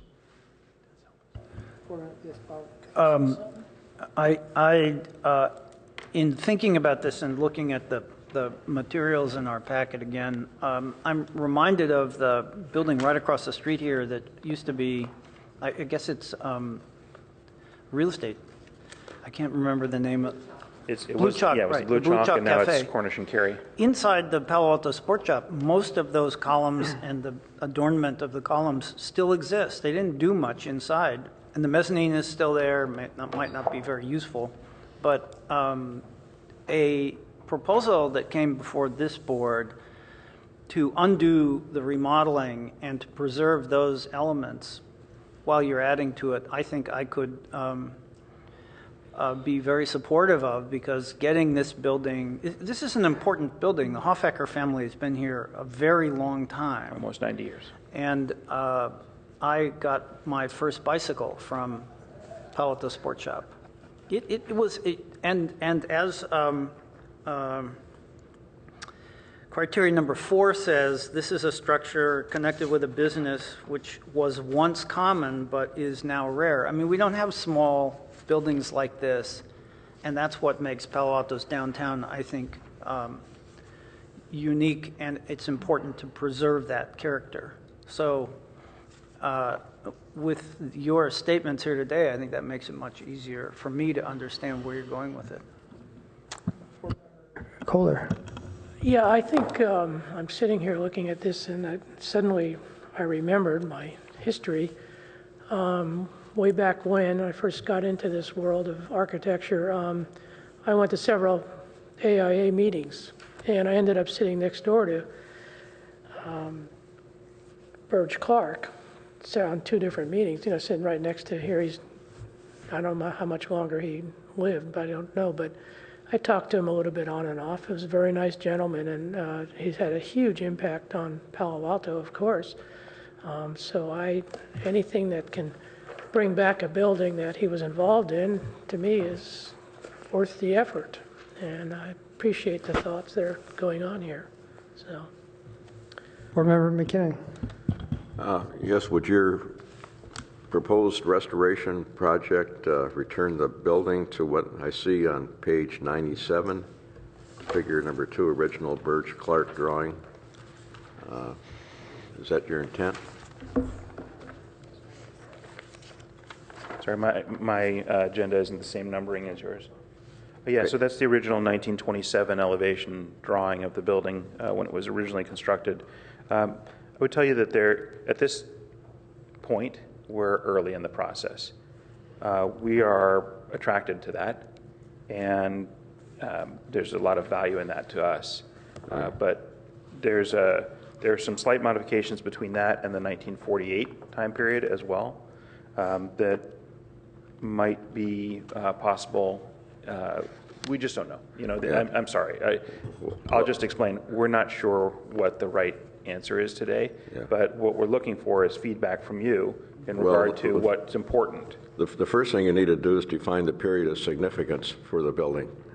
And then you want to restore it back to that period of significance. And we want to have agreement on what the period of significance is. Well, you know, I would refer to the historic planner for some help with that. It's apparent to us that the historic period for this building is both the 1927 original construction date, and then there's also a 1948 period where there were some modifications made as the businesses changed, and it's not clear which of those would be the one to reflect back to or would be reasonable to go back to with some of the changes that have already occurred, but we're open to discussion about this. Yeah, I think we'd have to have a clear understanding of what the period of significance you want to restore it to before, you know, we make a commitment. I like Board Member Buttenberg's comment about, so the building looks like it is right now, then there's the period of 1948 or 1927. We don't have an application in front of us to see what direction that's going to be going, so it's a good question that Board Member Buttenberg asked about. Any other board members? Okay, this is a study session. Let's see. So, Mr. Pop, you've heard comments from the HRB about concern about level of bringing it back to some of the other periods detailing. You know, if the building is going back into some of the features from the period of significance, you know, I'm hearing that there'd be probably support from HRB on that. For you to move ahead, though, you need to be able to apply for a Category 2. That's really your next step, right? That's for correct. You to move ahead on the project. Yeah, we would need to file a formal application and come have a more formal hearing with you at that point. But we wanted to really just get the feedback from the board whether or not this idea of elevating the building to a Category 2 and trying to return it back to a period of historic significance, whatever the right date for that would be, is desirable. So for an application to change a category from a Category 3 to 2, the application is only to request the change. It's not going to be presenting any design changes, right? So it's a good puzzle. The historic planner offer any guidance on, and we don't, it's going to be an application just to change without any application of what the changes would be, or what material changes would be. Right. So again, this was just to kind of explore the options of, or the feasibility of eventually evaluating it once there are, I think, plans would need to be in place. That might be a discussion that we have at staff, is whether or not we want to elevate it before it even, before it's ready, essentially, before they've done any of the restoration work. So I would not be in favor necessarily of elevating it before work or plans are in our hands. So. I understand the challenge from the applicant of, boy, you'd like to get, you know, those benefits in place. Yeah, of course, yeah.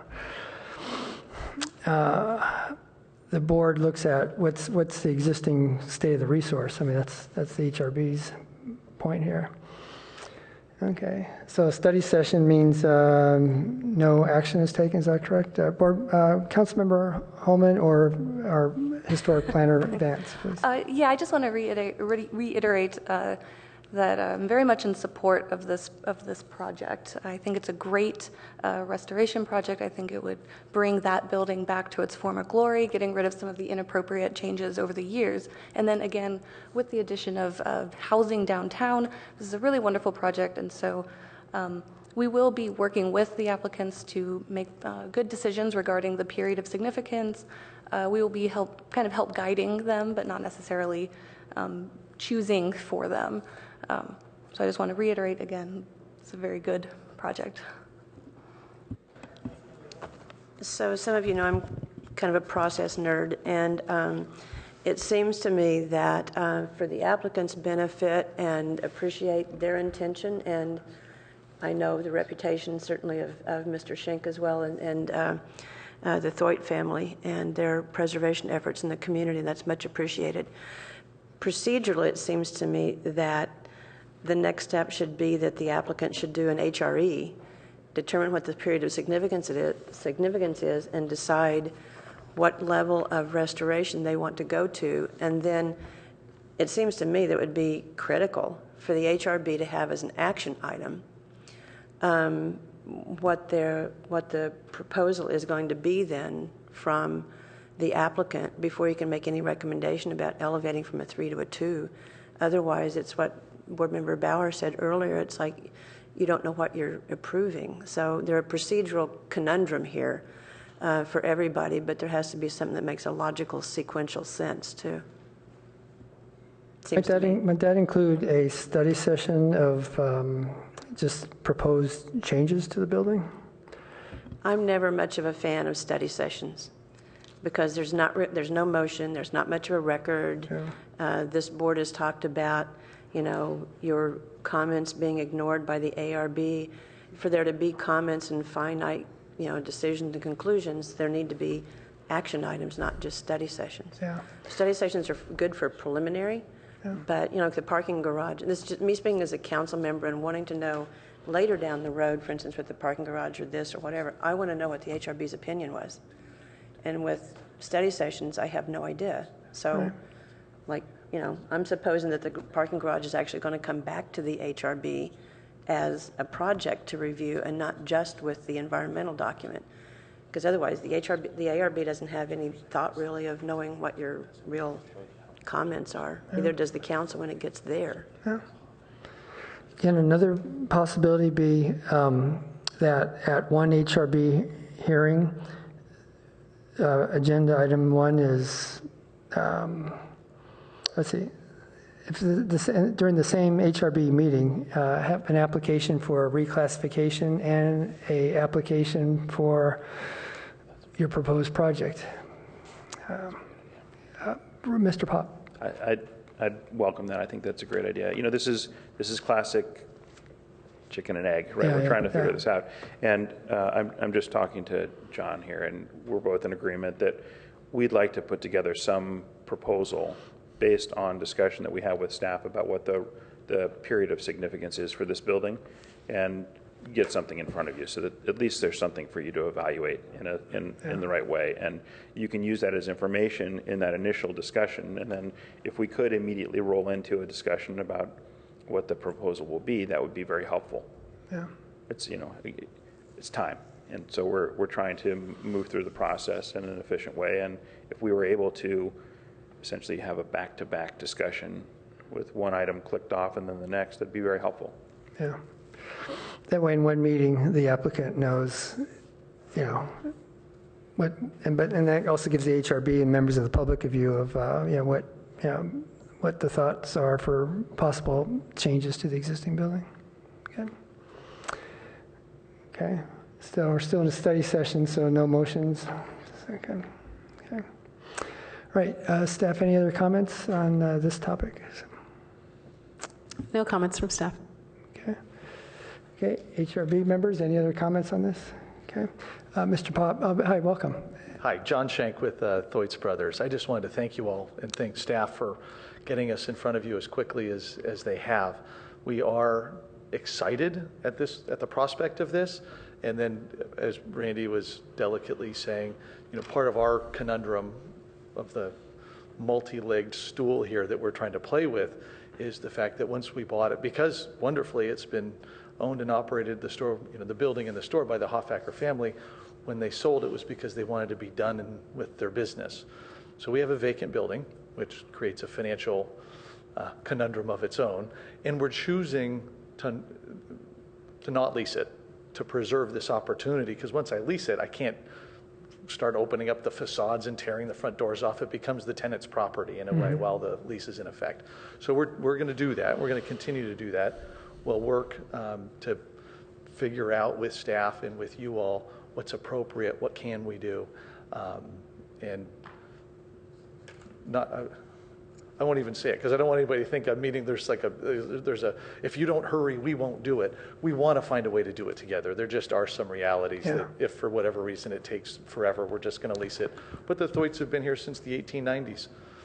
And if we have to put a tenant in for a while, we'll still figure it out. We'll just do it after that tenant sort of thing. We really love the downtown, love retail, want to support it and do the right things, which I think the Hoffackers understood in picking us to, even off market. Hey, Thwaites, would you be interested in owning our building? So we look at ourselves as being the caretakers for the next century, basically, which is a little unique. But again, want to thank you all for your consideration. You're welcome. Today. And Thwaites has been a significant family in the city of Palo Alto. So that's why I suggested that we look at a application for change and then see the some proposal thoughts on what to change. That way, within 45 minutes, the applicant can have an answer from us. Good. Okay. All right. Anything else on this topic? Thank you for your time. Okay. You're welcome. Thank you. Next on our agenda is, we've done 1, 2, 3. Okay. Next, number 4 is discussion of topics for this Monday's joint HRB City Council meeting. Shall staff have any comments on this agenda item? So yes, we have not met with the mayor and vice mayor, although we've tried. So what we're left with, and I did mention, I forwarded to the board here the staff report that both the board and the council have received for Monday. And there's a focus on basically 2 upcoming potential projects and, getting the council to weigh in on those. Today, you added, let's have a mention about the ITT building. So that will now be added to the PowerPoint. We've got several slides PowerPoint the staff has prepared for Monday for the HRB to present, basically. And so we'll tweak that with the ITT building as a bullet. And then, maybe there's the chair and the vice chair we will meet with them or have a phone conversation with an email and discuss, perhaps the 2 of you could tag team that presentation along with staff. That's what we're kind of thinking. I have a quick question or comment. So since we so rarely have these joint meetings, do we want to discuss project work that is going to come our way anyway, or do we want to discuss internal things that our board works, non-project related efforts, like the Mills Act?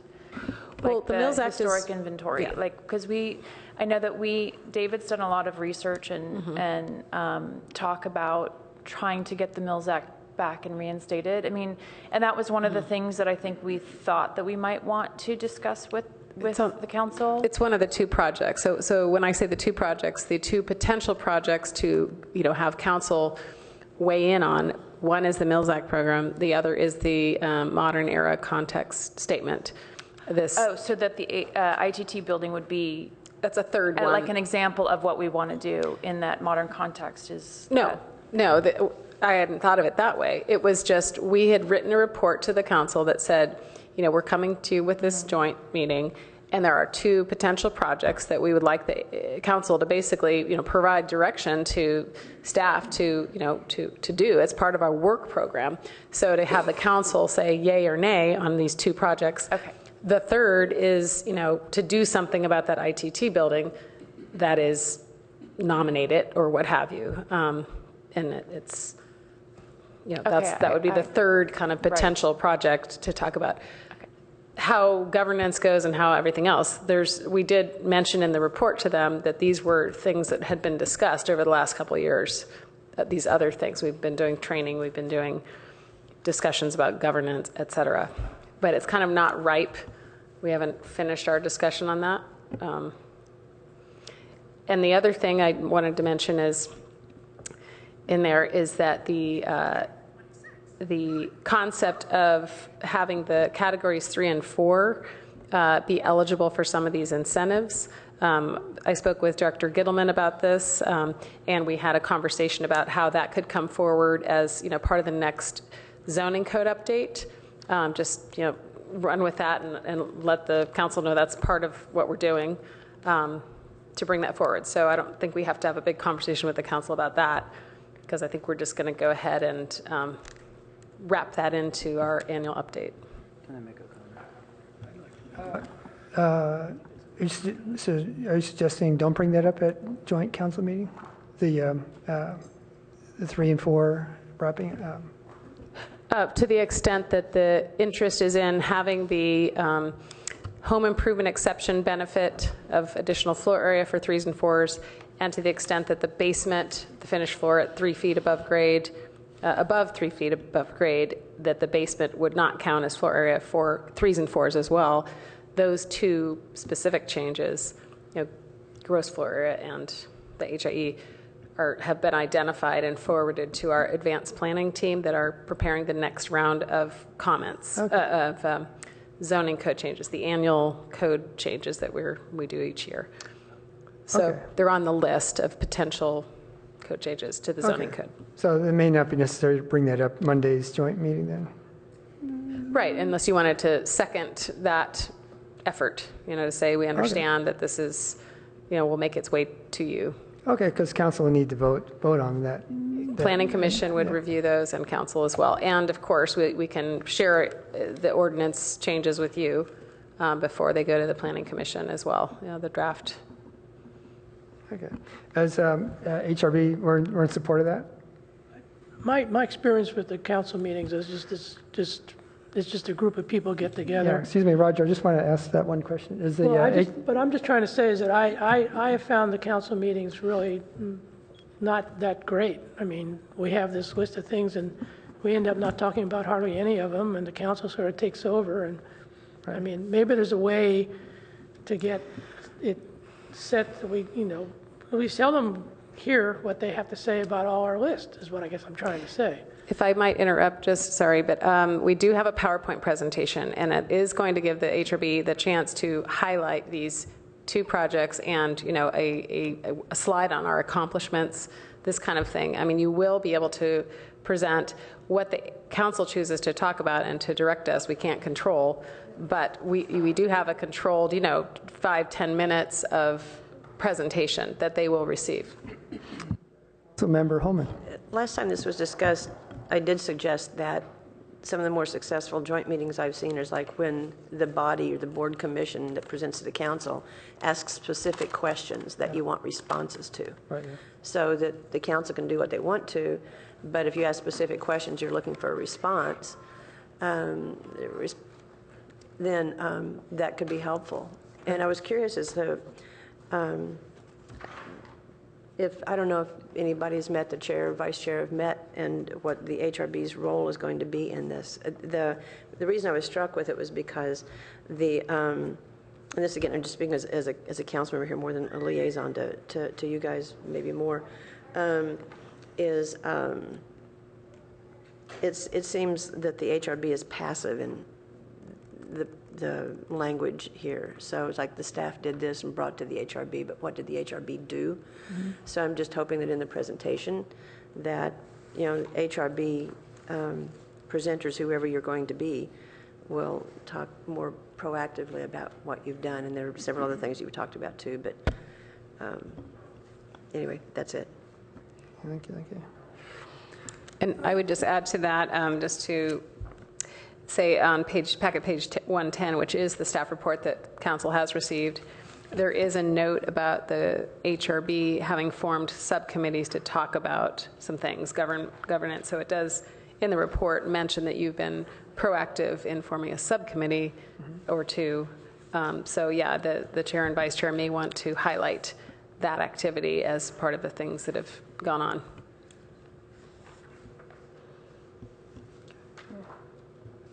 I'm just assuming that the chair and the vice chair are going to be the spokespeople for the committee in general, right? I might not even be there.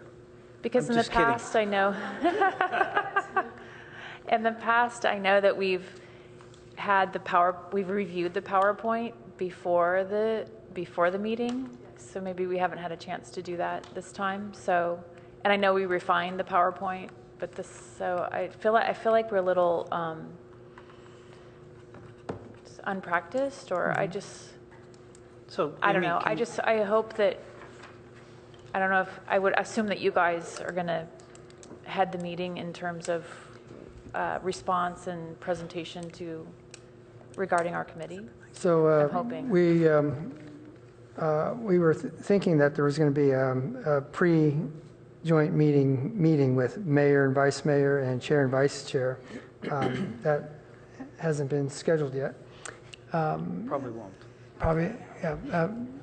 Yeah, time is running out, Yeah. so I'm no longer hopeful on that score. But we do have this draft PowerPoint that doesn't include the ITT. I will get it onto our screen here if you give me 5 minutes. If you want to take a brief break or, talk about any other board business. I have to get up. I can't sit anymore.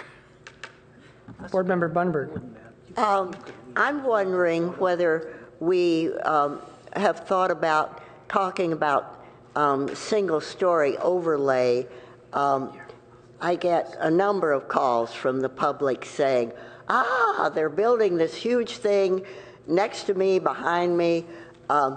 It's overlooking my private backyard. Some of these are the Eichler developments. And so have we considered that as a possible? Can I jump in on that? So, the single-story overlay process, we've definitely, spent the 2016 with 4 such applications, 2 of which were successful, 2 of which were not, due to erosion of support from owners in the neighborhood. After they initially thought it was a good idea, they decided against it later. So, the council has directed us to prepare Eichler design guidelines, and so we're right in the midst of that, and we will be coming to you first. To share those with you, followed by Planning Commission and Council, and of course there's a workshop for the public among that list. We've been very actively working on those. As far as other changes to the zoning code regarding single-story overlays and how to help that be a better process, because it's suffered in that year with this problem of support erosion. This is another layer of effort. Another zoning code update item that would potentially follow on the guidelines that are coming first. Okay. Let's see. Will there be any communication between staff and HRB chair and vice chair before Monday's 5 p.m. meeting? Do you know? If not, that just... Well, we haven't set up a meeting with the 2 of you, but, because we had been hopeful and now no longer, but, maybe I should let hope last for, another hour or so. Mm-hmm. But giving that up, yes, we should probably decide to meet today or Monday, later today. We're not in the office tomorrow. It's the city's 980 Friday. I'm available Monday. Monday's better. Okay, thank you. All right, good. Okay, good. So in response to Board Member Wimmer's comment, then that'd be a chance for the chair and vice chair to formulate more precisely our conversations that it's going to be. And where's the meeting at 5 p.m. with the Joint Council? Is it here? Council chambers here. Council chambers, thank you. Good. We're all sitting up here together? Is that how that works? Or? That's the way it worked last time. Okay, good. 2 years Cool. ago. Cool. Maybe there'll be some members of the public that would come. That's a publicized meeting, right? Yeah. Yeah. It's advertised. Yeah, good. Emily. Great. While we wait for Amy to just pull up the presentation real quick, I just want to let everyone know that our Eichler Outreach Community event that was on the 15th was a wonderful success. We had a large turnout, lots of children there making paper modern homes and coloring the Eichler coloring sheets. Monique Deli, who made the documentary, Joseph Eichler, People in Glass Houses, was there to present the film and then did a little Q&A. We updated the public on the progress of the design guidelines, and overall it was just a really wonderful, successful evening. And I know some of the board members attended, and I appreciate your attendance there. Oh yeah, and our council member was there as well. Again, just it was a really successful evening, and I was really proud of all the work that everyone put into it. So what was the reception to the guideline concept in that meeting? Positive, inquisitive. People seemed to be. It really wasn't so much a discussion about the guidelines themselves. We were really there for. There was a lot of people talking amongst themselves, neighbors sharing stories, that sort of thing. The first meeting that I attended, there were probably three camps. There was the distinctly leave me alone camp. There was the very distinct, I want a total, control and no change camp. And then there were the people in the middle. I couldn't get a sense of the numbers, but the vocal parts were the no's and the yeses. So I'm just wondering if that's... I've had two experiences recently where my clients just gave up.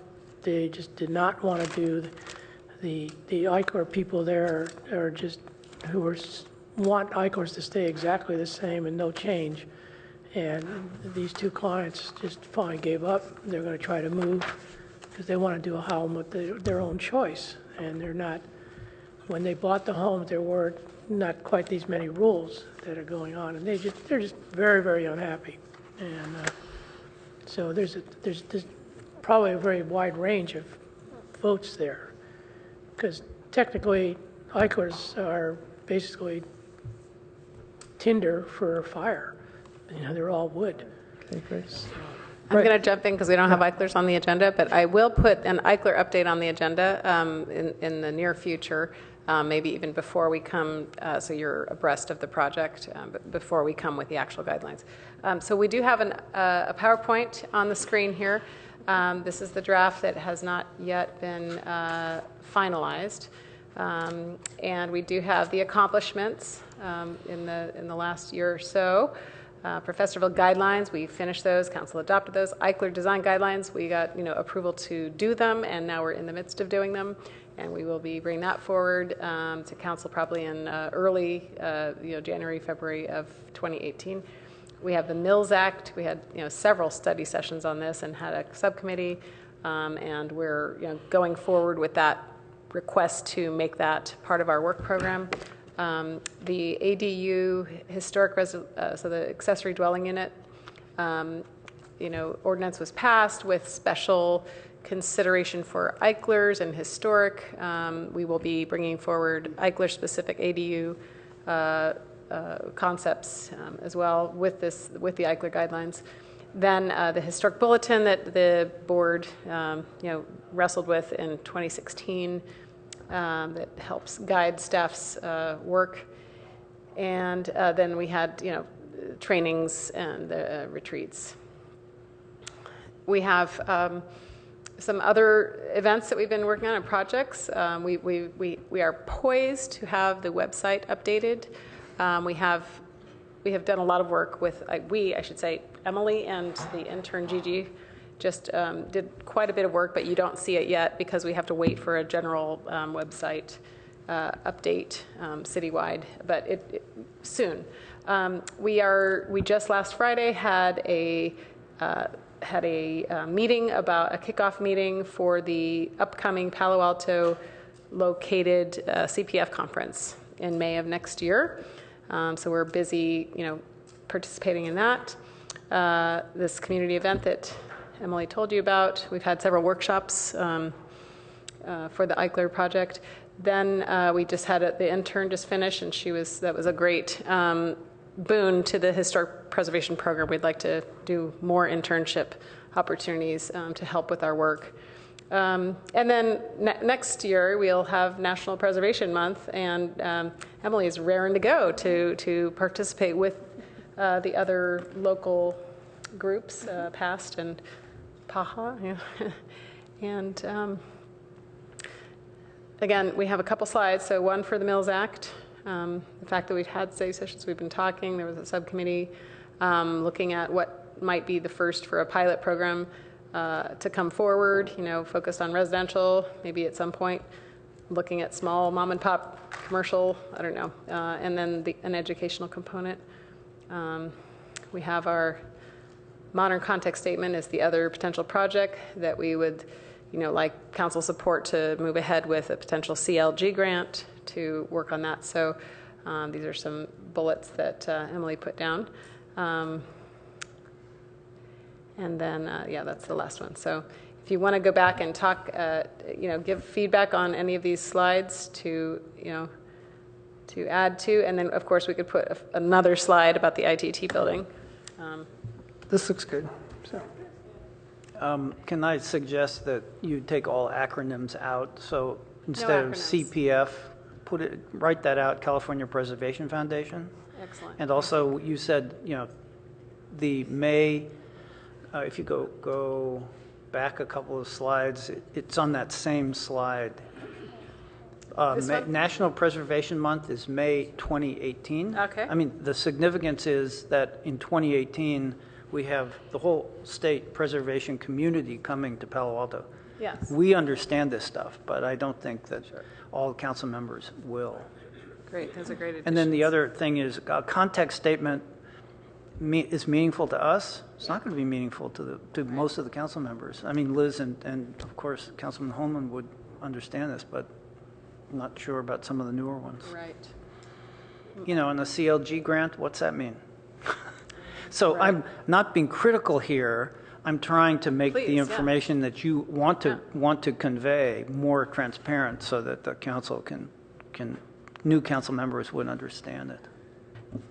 So it was my understanding that you don't want just a bunch of words on your slideshow. So anyone who'd be giving the presentation on this particular page would go into more detail about what a context statement is, what CLG grant actually means. Obviously, we can write out what the acronyms are, but it seems like a lot of text we're running out. I think, Emily, we're not going to get to have that much time. Realistically, we'll get this passed. I mean, this will roll through, and we might get to talk about the 3 items we have. But, the council has their own issues and agendas. And while we want to talk to them about what we're doing, it tends to move in the direction that council members want to take it. So we have a really limited amount of time, and we're not going to be able to describe all this stuff. So just getting the names out is probably enough, and then some council member wants to come back later and follow up on that, then they'll have something to talk about. Can I, again, speaking as a council member, but council members want to hear from you all. This is your opportunity to talk with the council and inform the council of what you've been up to, this board. And so, council members can fill the hour. There's no denying that. But I think if you don't follow, what staff has said here in terms of explain, it doesn't have to be lengthy description, but I think if you don't put some meat on the bone, council members are going to go in what Roger said is like any old direction. So I think it's up to you all to frame the conversation. And, if you just do the bullet presentation, which is perfect and appropriate to have, but if you only do that, I don't think you're going to get much out of this meeting.